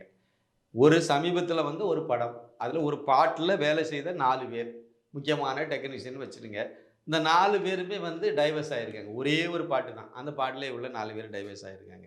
இது வந்து நம்ம கொஞ்சம் யோசிக்க வேண்டிய விஷயம். அதாவது சினிமா துறையில் இருந்தாலே அது பலர் வந்து டைவர்ஸ் தான் பண்ணுவாங்கங்கிற மாதிரியான ஒரு சூழ்நிலை, ஒரு பேச்சு பொருள் இருக்கும்ல, அதை வந்து உறுதிப்படுத்துகிற மாதிரியே இப்போ சமீபத்திய நிகழ்வுகள் வந்து நிறைய நடந்துக்கிட்டே இருக்குது. இந்த பிரச்சனையோடு சேர்ந்து ரொம்ப பிரபலமாக பழையபடியும் வந்து பேசப்படுற ஆள் வந்து பாடகி சுசித்ரா. அவங்களுக்கு கூட டைவர்ஸ் தான். அப்படி பார்த்தீங்கன்னா எல்லாமே இப்படி டைவர்ஸுங்கிறது கொஞ்சம் அதிகமான எண்ணிக்கையில் தான் போயிட்டுருக்கு. இதுக்கு அடிப்படை காரணம் என்ன அப்படின்னு பார்த்தீங்கன்னா, உலகத்திலேயே வந்து நம்ம கலாச்சாரம், நம்ம பாரத கலாச்சாரம் மட்டும்தான் உயர்ந்த கலாச்சாரமாக இருக்கும். இந்த கலாச்சாரம் மட்டும்தான் குடும்ப வாழ்க்கைக்கு முக்கியத்துவம் கொடுக்கறதா இருக்கும், கூட்டு குடும்ப வாழ்க்கைக்கு முக்கியத்துவம் கொடுக்கறதா இருக்கும். இதெல்லாம் நம்ம கலாச்சாரம், நம்ம பண்பாடோடு பின்னி பிடைந்தது. அதை இந்த மேற்கத்திய கலாச்சாரத்தினுடைய தாக்கத்தின் காரணமாக கொஞ்சம் அதுலேருந்து விலகி போகும்போது தான் இதெல்லாம் நடக்குது. இப்போ வந்து முன்னாடி, அதாவது என்னுடைய ஜென்ரேஷன் அப்படி எடுத்துங்க, எங்கள் ஜென்ரேஷன் அப்படி எடுத்துங்க, கரெக்டாக இருக்கும். ஒரு 50-60 வருஷத்துக்கு முன்னாடி, இல்லை 40 வருஷத்துக்கு முன்னாடி உள்ள வாழ்க்கை முறையை நீங்கள் எடுத்து பார்த்தீங்கன்னா, ஒருத்தர் இப்போ நான் இருக்கேன் அப்படின்னா எனக்கு வந்து கூட பிறந்தவங்க எத்தனை பேர்னா 10 பேர். என் கூட பிறந்த எங்கள் அப்பாவுக்கு கூட பிறந்தது எத்தனை பேர்னு பார்த்தீங்கன்னா 10 பேர். அப்போது எங்கள் அப்பா கூட பிறந்த பேர் 10 பேர் இருக்கும்போது எனக்கு நிறைய சித்தப்பா பெரியப்பா எல்லாரும் உண்டு. மாமி ஒரே ஒரு மாமி தான். ஒரு மாமி இறந்து போயிட்டாங்க. சரி அத்தை தான் மாமின்னு சொல்கிறேன். ஒருத்தங்க இறந்து போயிட்டாங்க கல்யாணத்துக்கு முன்னாடியே. இன்னொருத்தங்க இன்னமும் இருக்காங்க. என்னுடைய மாமி இன்னமும் இருக்காங்க. குட்டி பிள்ளைன்னு நாங்கள் சொல்லுவோம். இன்னமும் இருக்காங்க. சரி, இதே மாதிரி நீங்கள் எங்க கூட பிறந்தவங்களே நீங்கள் பார்த்தீங்கன்னா அக்கா, தம்பி, தங்கச்சி இப்படி நிறைய பேர் இருக்காங்க. அப்போ இப்போ நீங்கள் என்னுடைய கூடல பிறந்தவுடைய சித்தி இல்லை எனக்கு வந்து கிடைச்ச சித்தப்பா, மாமன் இதெல்லாம் நீங்கள் பார்த்தீங்கன்னா எங்கள் மாமா வீட்டில் எடுத்தாலும் எங்கள் அம்மா கூட பிறந்தவங்க அவங்கள எண்ணிக்கை அதிகம். அப்படி எடுத்து பார்த்தீங்கன்னா ஒரு பெரிய எண்ணிக்கையில் எனக்கு சொந்தக்காரங்க இருக்காங்க. அப்போ எங்கள் மாமா கூட பிறந்தவங்களும் எனக்கு நிறைய பேர் இருப்பாங்க. எங்கள் அப்பா கூட பிறந்தவங்களும் நிறைய பேர் இருப்பாங்க. அப்போ எங்கள் ஊரில் பார்த்தீங்கன்னா எங்கள் அப்பா கூட பிறந்ததில் நிறைய பேர் இருக்கனால அப்புறம் எங்கள் அப்பாவுக்கு சித்தப்பா, பெரியப்பா பிள்ளைகள்லாம் இருப்பாங்கல்ல. அப்போ பார்த்தீங்கன்னா எந்த கார்னரில் நின்னாலும் எங்கள் ஊரில் கிராமம் தான், அங்கே ஒரு 2 பேர் எங்கள் சொந்தக்காரர் நின்றுட்டு இருப்பாங்க. இது ஒரு இதாக இருந்துச்சு. அப்போ எனக்கு வந்து சித்தப்பா நிறைய கிடைச்சாங்க, மாமா நிறைய கிடைச்சாங்க, அத்தை கிடைச்சாங்க, சித்தி கிடைச்சாங்க, பெரியம்மா கிடைச்சாங்க, எல்லாரும் பெரியம்மா இது எல்லாமே நிறைய கிடைச்சாங்க. ஆனால் அப்படியே நீங்கள் அடுத்த தலைமுறைக்கு வந்தீங்கன்னா எங்களுடைய தம்பிகள் பிள்ளைகள் எல்லாம் இருக்காங்கல்ல, இவங்களுடைய இதெல்லாம் நீங்கள் எடுத்து பார்த்தீங்கன்னா பெரும்பாலும் 2 பேர் தான் ஒவ்வொருத்தருக்கும் குழந்தைகள். ஒரே ஒரு தம்பிக்கு மட்டும் 3 குழந்தைங்க. ரைட்டு. இப்போ அந்த 2 குழந்தைகள் கூட இதில் 2 பேரும் ஆணா போயிட்டாங்க அப்படின்னா அவங்களுக்கு சித்தியே கிடைக்க மாட்டாங்க. அவன் பார்த்து கூட பிறந்த இப்போ சித்தப்பா ஒருத்தன் 2 பேரும் ஆணா இருந்தாங்கன்னா அந்த மூத்த பையனுடைய மகனுக்கு வந்து சித்தப்பா கிடைப்பார். இளைய பையனுடைய மகனுக்கு வந்து ஒரு பெரியப்பா கிடைப்பார். அவ்வளோதான் கிடைப்பார். அதுக்கு பிறகு அத்தை கித்த வேற ஒன்றுமே இல்லை. அப்படி ஆயிடுது. அப்போ அந்த உறவு முறை வந்து வெட்டி வெட்டி வெட்டி விடுற மாதிரியான ஒரு சூழல் இருக்குது. இது வந்து நம்முடைய கலாச்சாரத்துக்கு மேலே ஒரு தாக்குதல். அதாவது 2 பேருக்கு மேலே இருக்கக்கூடாது. ஒன்று நம்முடைய எண்ணிக்கையை குறைக்க அதனுடைய மக்கள் தொகையை கட்டுப்படுத்துறதுங்கிற பேரில் வந்து இந்த களவாணி காங்கிரஸ் கவர்மெண்ட் இந்த இதெல்லாம் நடைமுறைப்படுத்தினாங்க. சரி, கொஞ்சம் குறைச்சிருக்கலாம். ஒரே அடியாக 1, 2க்கு கொண்டு விட்டுட்டாங்க. அப்படி 8, 10 குழந்தைகள் பெற்றதில் அடுத்த தலைமுறை வரும்போது நமக்கு இருவர் நாம் இருவர்ன்றாங்க. அப்புறம் நமக்கு இருவர் நமக்கு ஒருவர்ன்றாங்க. அப்புறம் ஒரு கட்டத்தில் போய் நாம் இருவர் நமக்கு இன்னொருவர் எதற்குங்கிற லெவலில் கிண்டல் பண்ணுற மாதிரி அதை கொண்டு விட்டுவிட்டாங்க. இதை வந்து குறிப்பாக இந்து சமுதாயத்துக்கு மேலே கொண்டு திணிச்சிட்டாங்க. இப்போ இந்து சமுதாயத்துக்கு இந்திய கலாச்சாரத்தை பின்பற்றுறது இந்து சமுதாயம் தான். அதை வந்து அப்படி பண்ணனால இந்த கூட்டு குடும்பம் உடஞ்சி போச்சு. பெரும்பாலும் இல்லை, எங்கேயாவது ஒரு இடத்துல தான் கூட்டு குடும்பங்கிறதே இருக்குது. கூட்டு குடும்பங்கள் இருக்கும்போது தான் இந்த விவாகரத்து சமாச்சாரம் இல்லாமல் போகும். கூட்டு குடும்பம் இருந்தால் என்ன ஆகும்? எனக்கு கூட பிறந்தவங்க இத்தனை பேர், அதில் ஆண் இத்தனை பேர், பெண்ணு, இவங்க எல்லாருமே நாங்கள் கூட்டு குடும்பமாக இருக்கோம். இல்லை பக்கத்தில் இருக்கோம், ஒன்றுக்குள்ளே இருக்கோம்னா என்ன நடக்கும்? ஏதோ ஒரு பிள்ளைக்கு வந்து ஒரு குடும்பத்தில் ஒரு கணவன் மனைவிக்குள்ளால கல்யாணம் முடிஞ்சு புது தம்பதி 2 வருஷம் 4 வருஷம் தான் ஆச்சுது. ஒரு 15-20 வருஷம் ஆயிடுச்சுன்னா அப்புறம் வண்டி ஓடிடும். அது பிறகு பிரச்சனை இருக்காது.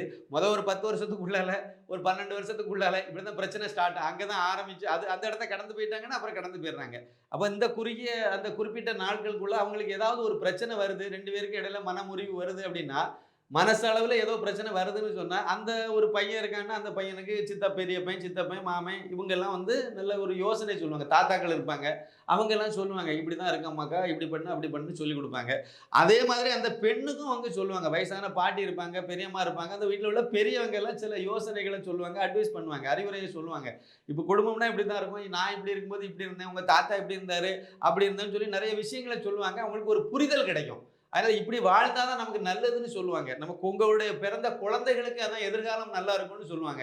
இதெல்லாம் சொல்லும்போது தான் அவங்களுக்கும் ஒரு புரிதல் வரும். அதுக்கு அடுத்த என்ன பண்ணலாங்கிறத சொல்லுவாங்க. அப்படி நமக்கு போயிட்டே இருந்துச்சு. இப்படி போயிட்டு இருந்த குடும்பத்தை மேற்கத்திய கலாச்சாரம் கொண்டு திணிச்சு, மேற்கத்திய கலாச்சாரம் என்னது, 2 பேர் இருப்பாங்க. ஆனால் 2 பேருக்கும் குழந்தை பெறும். குழந்தை 16 வயசு வந்தோடனே வீட்டை விட்டு துரத்திடுவாங்க. முடிஞ்சு போச்சா கதை. அப்போ அந்த குழந்தைக்கும் இந்த பெற்றோருக்கும் பேருக்கு இருப்பாங்க, அவ்வளோதான். மற்றபடி அவங்கள நீனே சம்பாதிச்சிக்க, நீனே பொழைச்சிக்க, நீனே எல்லாம் பண்ணுன்னு சொல்லி நீனே பொண்ணை தேடிக்க, நீனே கல்யாணம் பண்ணிக்க, நீனே டைவர்ஸ் பண்ணிக்க, அப்புறம் நீனே இன்னொருத்தையே கல்யாணம் பண்ணிக்க அப்படின்னு சொல்லிட்டு சுதந்திரமாக விடும்போது என்ன ஆகும்? அவங்களுக்கு வந்து அது ஒரு பெரிய விஷயமாவே இல்லாத அளவுக்கு அந்த உறவு முறைகளை பற்றி அவங்களுக்கு அக்கறையே இல்லாமல் போச்சு. அதை தான் இங்கே கொண்டு திணிக்கிறாங்க. அதுதான் நல்ல கலாச்சாரம்னு சொல்லி இங்கே கொண்டு வைக்கிறாங்க. இப்போ சைந்தவி விஷயத்துக்கு வாங்க. சைந்தவி, ஜிவி பிரகாஷ் இவங்க ஒரு கூட்டு குடும்பத்தில் இப்போ இருந்திருந்தாங்க அப்படின்னா கண்டிப்பாக ஒருத்தர் சொல்கிறத அவன் கேட்கக்கூடிய சூழ்நிலைக்கு வரும். கேட்டிருப்பாங்க. அதனால இந்த விஷயத்தை இன்னும் ஒரு வருஷத்துக்கு தள்ளி வைப்பாங்க, கூட ஒரு வருஷத்துக்கு தள்ளி வைப்பாங்க. அது பிறகு அவங்களே சமாதானமாயிருப்பாங்க. நீங்கள் குடும்ப நல கோர்ட்டில் வந்து விவாகரத்து வழக்கு போகும்போது அவங்க என்ன செய்வாங்க, 6 மாதம் நீங்கள் வழக்கு தாக்கல் பண்ணோன்னு ஒரு 6 மாதத்துக்கு வந்து டைம் கொடுப்பாங்க. எதுக்கு அப்படின்னா இந்த 6 மாதத்துக்குள்ளால ஒரு மாற்றம் இவங்க 2 பேருக்கு இடையில ஏற்படணும் அப்படின்னு எதிர்பார்ப்பாங்க. அந்த 6 மாதத்துக்குள்ளே அந்த மனமாற்றம் வந்துச்சுன்னா அவங்களே டைவர்ஸுக்கு அப்ளை பண்ணவங்களே அதை வாங்கிட்டு போயிடுவாங்க, அங்கேயே பிரச்சனை சால்வ் ஆயிரும். அப்போ அந்த அந்த அவங்களுக்கு அதுக்கு ஒரு டைம் கொடுக்குறாங்க, நேரம் கொடுக்குறாங்க, அதுக்கு ஒரு வாய்ப்பை கொடுக்குறாங்க. இப்படி தான் பண்ணுறாங்க. இது குடும்ப நல கோர்ட்டு குடும்பத்துக்கு உள்ளாலே இதை பண்ணிட்டு இருந்த வேலை. இப்போ அது இல்லாதனால இப்படி பண்ணுறாங்க. இன்னொரு விஷயத்தையும் பாருங்கள், இவங்க எல்லாருமே இப்போ இந்த மேற்கத்திய கலாச்சாரத்தினுடைய தாக்கத்தினால இப்போ என்ன ஆகி போச்சுதுன்னா, என் குடும்பத்தில் இப்போ இவங்க ஜிவி பிரகாஷ் அவங்க மனைவி 2 ஜெயந்தவி 2 பேரும் வச்சுடுங்க. இந்த 2 பேரும் வந்து என்னென்னா தனி குடித்தனம் வந்துடுறாங்க. கூட்டு குடும்பமாக இருந்தவங்க தனி குடித்தனமாக போயிடுறாங்க. இப்போ தனி குடித்தனம் வந்த உடனே உங்கள் அப்பாவும் வேண்டாம், உங்கள் அம்மாவும் வேண்டாம், எங்கள் அப்பாவும் வேண்டாம், எங்கள் அம்மாவும் வேண்டாம், எல்லாத்தையும் வெட்டி விடு. அப்போ சித்தப்பா கிடையாது, மாமன் கிடையாது, மச்சான் கிடையாது, அண்ணன் கிடையாது, தம்பி கிடையாது, எல்லாத்தையும் வெட்டி விட்டாச்சு. கடைசியில் இப்போ அவங்களே ஒருத்தருக்கு ஒருத்தர் வெட்டி விட்டுட்டு தனியாக வந்துட்டாங்க. முடிஞ்சு போச்சா? இப்போ என்னுடைய கேள்வி என்னென்னா, அவங்களுக்கு இப்போ ஒரு குழந்தை இருக்குது. அந்த குழந்தையுடைய எதிர்காலம் என்ன ஆகும்? 2 பேரும் சேர்ந்து நீங்கள் ஒரு தப்பை பண்ணி ஒரு குழந்தைய பற்றி அப்படி தானே சொல்லணும். நீங்கள் செய்ததுக்கு உங்களுக்கு ஒரு குழந்தை கிடச்சி போச்சு. இப்போ அந்த குழந்தையுடைய எதிர்காலம் என்ன ஆகும்? அது எப்படி நாசமாக போனால் எங்களுக்கு என்னங்கிறத நீங்கள் முடிவாக எடுத்துட்டீங்க. ஆனால் அந்த குழந்தைக்கு வந்து எதிர்காலம் என்ன ஆகும்? உங்களை மாதிரியே தானே அது வரும், உங்களை மாதிரியே தானே அது கல்யாணம் பண்ணும், உங்களை மாதிரி அது டைவர்ஸ் பண்ணாதுன்னு எப்படி சொல்கிறீங்க? எங்கள் அப்பா பண்ணார் டைவர்ஸு, அதனால் நானும் பண்ண ஜிவி. நீங்கள் இப்போ இந்த ஜிவி பிரகாஷை பற்றி சொல்கிற பிரகாஷ் ராஜின்னு ஒருத்தன் கிடக்கான ஒரு அயோக்கியம், ஒருத்தர் தேச துரோகி, அவருடைய வாழ்க்கையில் போய் எடுங்க, அதே இதே கதை தான். சென்னைக்கு வந்தார், தங்கினார், டான்ஸ் மாஸ்டர், அந்த அம்மாவுக்கு பேர் மறந்துட்டேன். அவங்க தங்கச்சியை கல்யாணம் பண்ணார். சரி, கல்யாணம் பண்ணி அப்புறம் எல்லாம் குடும்பம் 2 குழந்தையெல்லாம் வந்த பிறகு இன்னொருத்தி கூட போயிட்டார். உடனே இதை டைவர்ஸ் பண்ணி விட்டுட்டாரு. இந்த அம்மா அந்த பிள்ளைகளுக்காக வேற கல்யாணம் பண்ணாமல் அப்படியே வாழ்ந்துட்டு இருக்காங்க. அவர் யோகிய மாதிரி ஊரில் உள்ள உலகத்தில் உள்ளவங்களாம் அட்வைஸ் பண்ணிட்டு அலையிறாரு. இவன் ஒரு யோகியனா? ஒருவனுக்கு ஒருத்தின்னு வாழணும், அதானே கரெக்டு. அப்போ அது இல்லாமல் மீறி போயிட்டு அப்புறம் ஊருக்கெல்லாம் உபதேசம் பண்ணிட்டு அலையிரு. இதுதான் விஷயம். அப்போ பண்ணும்போது என்ன ஆகும்னா, இவங்க அப்படியே வாழ்ந்து இருந்து அப்படியே போயிடுவாங்க. அடுத்த தலைமுறை அதை பார்த்து பார்த்தே வளரும். அதுவும் இதை தான் பண்ணும். அதுவும் இதே மாதிரியான ஒரு கலாச்சாரம் அப்பாவே செய்தார்ல, அப்போ இதில் என்ன தப்பு இருக்குது? நானும் கூட ஒரு பொண்டாட்டி வச்சுக்கலாம், அவ்வளோ ஒன்றும் பிரச்சனை இல்லை.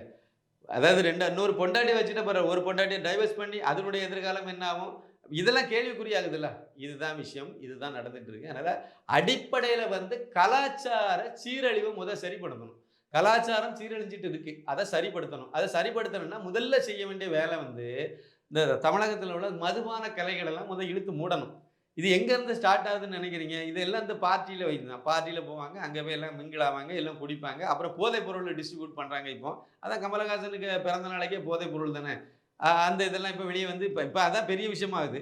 அப்போ அந்த போதைப் பொருளுக்கு அடிக்ட் ஆகி அப்புறம் அதுலலாம் அடிக்ட் ஆன பிறகு அவன் மூளையாக இருக்குது. அதில் மனுஷனாகவே இருக்க மாட்டானே. அப்போ இருக்காத போது நீங்கள் என்ன சொன்னாலும் கேட்க மாட்டாங்க, அவ்வளோதான். வெளி உலகத்துக்கு ஒன்று தெரியும், ஆனால் உள்ளால இப்படி தானே வாழ்ந்துட்டு இருப்பாங்க.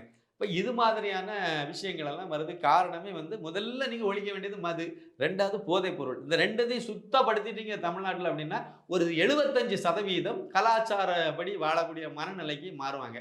அப்புறம் இந்த பப்பு கிப்பு இந்த என்னது ஸ்ட்ரீட் ஃபெஸ்டிவலா இதெல்லாம் வச்சுருக்காங்கல்ல, இதெல்லாம் நீங்கள் வந்து களப்பிடுங்க வேண்டிய விஷயம். இதெல்லாம் இந்த அரசாங்கம், இந்த திராவிடியா மாடல் அரசாங்கம் ஊக்கப்படுத்துது அப்படின்னாலே இந்த கலாச்சாரத்தை சீரழிக்கணும் தான் அவங்க நோக்கம். கலாச்சாரம் இருக்கக்கூடாது, தேச துரோக கும்பல் தானே. இந்தியாவுக்கு சுதந்திரமே வேண்டான்னு சொன்ன கோஷ்டி தானே அது. அது என்ன, அதுகிட்ட என்ன எதிர்பார்ப்பீங்க? அது தேச துரோகம், கலாச்சார சீரழிவுக்கு தேவையான எல்லாத்தையும் பண்ணிகிட்டே இருப்பாங்க. ஆனால் எனக்கு ஒரு வேதனையான விஷயம் என்னென்னா, முதலமைச்சர் மு.க. ஸ்டாலின் காரு, அவருடைய அண்ணன் மு.க. அழகிரி, அவருடைய பையன் இப்போ எந்த கண்டிஷனில் இருக்கார்? எதனால் அப்படி இருக்கார்? ஹோமோவில் இருக்கார். ஏன் ஹோமோவில் இருக்கார்? ஹோமோவில் இருக்கார் அப்படின்னா அவர் வந்து மதுபானத்தை, அதாவது ட்ரக்ஸ் அடிக்ட் ஆகி போதைப் பொருளுக்கு, அது அளவுக்கு அதிகமாக போதைப் பொருளை பயன்படுத்துறதுனால இவர் அந்த கட்டத்துக்கு போனதாக சொல்கிறாங்க. இப்போ போதைப் பொருள்னால உங்கள் அண்ணன் பையனே வாழ்க்கையை தொலைச்சிக்கிட்டு அங்கே படுத்துட்டு கிடக்க ஆஸ்பத்திரியில், அந்த லட்சணத்தில் கூட தமிழகத்தில் நான் போதைப் பொருளை ஒழிக்க மாட்டேன் அப்படின்னா, நீங்கள் இதெல்லாம் விற்று சம்பாதிக்கிற பணத்தை வச்சு நீங்கள் யாரை வாழ வைக்க போகிறீங்க? தமிழனெல்லாம் அழிச்சிக்கிட்டு, தமிழச்சியெல்லாம் முண்டச்சி ஆக்கிட்டு, எல்லாத்துக்கும் தாலி இருக்க வச்சுட்டு, அந்த பாவத்தையும் சேர்த்து சம்பாதிச்சுட்டு உங்கள் வாரிசு மட்டும் எப்படி நல்லா இருக்கும்? எப்படி நீங்கள் நம்புறீங்க? அதானே உண்மை. உங்களுக்கு இருக்கிறது ஒரே ஒரு பையன், அது உதயநிதி, அது ஒரு உதவாக்கார உதயநிதி காரு, ரைட்டு. அதுக்கு பிறகு இன்ப நிதி காரு. அப்புறம் அவர் நல்லா இருக்கணுமே, உதயநிதியே முதல்ல நல்லா இருக்கணுமே. அப்போ இது மற்றவங்க எல்லாம் நாசமாக போகும்போது உங்கள் பிள்ளைகள் மட்டும் எப்படி நல்லா இருக்கும்? இது எனக்கு பல தடவை வந்த கேள்வி, அதை தான் நான் இப்போ கேட்குறேன். அதனால் இது வந்து ஒழுங்குபடுத்தணும், இதெல்லாம் இல்லாமல் ஆகணும். இந்த சாராயம் விற்கிறது, திமுக காரனே சாராயம் வடிக்கக்கூடியவனாக காய்க்கிறவனாக இருக்கும்போது திமுக அரசாங்கம் சாராயம் விற்காமல் வேறு என்னத்தை விற்பாங்க? அவங்க டானிக்காக விற்பாங்க. அதனால தான் அதுலேருந்து தான் வருமானம் பார்க்க முடியும்னு நினைக்கிறாங்க. போதைப் பொருள் மூலமாக தான் அதிகமான வருமானம் கிடைக்கும்னு எதிர்பார்க்குறாங்க. அதனால தான் அதை கண்டமேனிக்கு வித்துட்டு அலையிறாங்க. சம்பிரதாயத்துக்கு ஒரு மீட்டிங் நடத்துறாங்க, சம்பிரதாயத்துக்கு 4 பேரை கைது, அதுவும் கூட இவங்க கைது பண்ண மாட்டேங்கிறாங்க. இந்த மு.க. ஸ்டாலின் இங்கே கூட்டம் நடத்தி எல்லாம் ஆலோசனை நடத்திட்டு இருக்கும்போது தான் அதிகாரிகள் கூட அதே நாள் தான் வந்து சென்னையில் வந்து 5 பேர் கைதாகிறாங்க. ஒருத்தர் வந்து தமிழனா இருக்கான், 4 பேர் வந்து வெளிநாட்டுக்காரனா இருக்கான். என்ன போறதுன்னு பார்க்கும்போது எல்லாரும் கோகைன்னு வச்சிருந்தான்னு சொல்றான். அது மூலமாக இது கைது பண்ணது யாருன்னு கேட்டால் தமிழக போலீஸே இல்லை. இங்கே மத்திய போதைப் பொருள் தடுப்பு பிரிவு போலீஸ்காரன் தான் கைது பண்ணான்னு சொல்றாங்க. அப்படின்னா நீங்க என்ன நடவடிக்கை எடுத்துட்டு இருக்கீங்க? எந்த ஒரு கையாலாகாத அரசாங்கம், செயலற்ற ஒரு அரசாங்கம், திறனற்ற ஒரு அரசாங்கம், எதுக்கும் லாய்க்கு இல்லாத ஒரு முதலமைச்சர் இருக்காருன்னு நம்ம புரிஞ்சுக்கலாம். இது மாறணும் ஒரே ஒரு இதுதான், தமிழகத்தில் ஆட்சி அது அரசியல் மாற்றம் நிகழணும். அண்ணாமலை IPS முதலமைச்சராக வரணும், வந்தால் மட்டும்தான் இதுக்கு தீர்வு. அதுக்கு பின்னாடி வேற இவர் வந்தா அப்படி இருக்கான் அப்படிங்கிறது வாய்ப்பே இல்லை. ஏன்னா எல்லாமே பெரும்பாலும் குடிகாரனா தானே இருக்காங்க. சீமான எடுங்க, வாய்ப்பு இல்லைன்னு வச்சுடுங்க. சரி, அடுத்து விஜய் வருவார் ஒருவேளை அப்படின்னு 4 பேர் சொல்லுவாங்க. விஜய் எப்படிப்பட்ட கேட்டகரியில் இருக்காரு? அவர் இந்த போதைப் பொருள் இல்லைன்னா சம்மந்தப்படலன்னு சொல்லுங்க, அவர் ட்ரிங்க்ஸ் பழக்கமே கிடையாதுன்னு சொல்லுங்க. இவ்வளோதான் லட்சணம். பெரும்பாலும் அப்படி தானே இருக்காங்க. ஒரு யோக்கியனா ஒரு நல்லவரா ஒருத்தர் இருக்காருன்னா அண்ணாமலை மட்டும்தான் இருக்கார். படித்தவர், பண்பாளர், ஒழுக்கமானவர், திறமையானவர், நேர்மையானவர், எல்லாத்துக்கும் குவாலிஃபைடாக இருக்குது அவர் ஒரு ஆள் தான் இருக்கார். மக்கள் தேசபக்தி உள்ளவர், மக்களுக்கு நல்லது செய்யணும்னு நினைக்கிறவர். அதனால் அவர் வரும்போது இதெல்லாம் கொஞ்சம் மாறும். அந்த நேரத்தில் அதுக்கு பிறகு தான் அந்த விவாகரத்தெல்லாம் குறையிறதுக்குள்ள வேலைகள் நடத்த முடியும். நீங்கள் கிரவுண்டை ஃபுல்லாக நாசம் பண்ணி வச்சுட்டு, தமிழகத்தையே நாசம் பண்ணி வச்சுட்டு விவாகரத்தை நடக்கணும். கண்டிப்பாக இது இப்படியே போகும், மாவட்ட அளவுக்கு போகும். இப்போ தேசிய அளவுலேருந்து மாநில அளவுக்கு, தலைநகர அளவுக்கு வந்திருக்கு. அடுத்து ஒவ்வொரு மாவட்ட தலைநகருக்கும் இது போகும், அப்புறம் ஒவ்வொரு கிராமத்துக்கும் இது போகும். போதைப் பொருள் எப்படி போகுதோ அதே தான் போகும். அதனால் இது அவர் வந்தால் மட்டும்தான் இதுக்கு தீர்வு இருக்குங்கிறது என்னுடைய கருத்து. இன்னைக்கு சினிமா துறையில் நடக்கக்கூடிய பல விஷயங்களை எங்க கூட பகிர்ந்துக்கிட்டீங்க. ரொம்பவே நன்றி சார். மிக்க நன்றி. நன்றி, வணக்கம். India's #1 AI empowered institution, JKKN. Admissions open for engineering, pharmacy, allied health sciences, arts, nursing and dental. JKKN Institution, Kumarapalayam.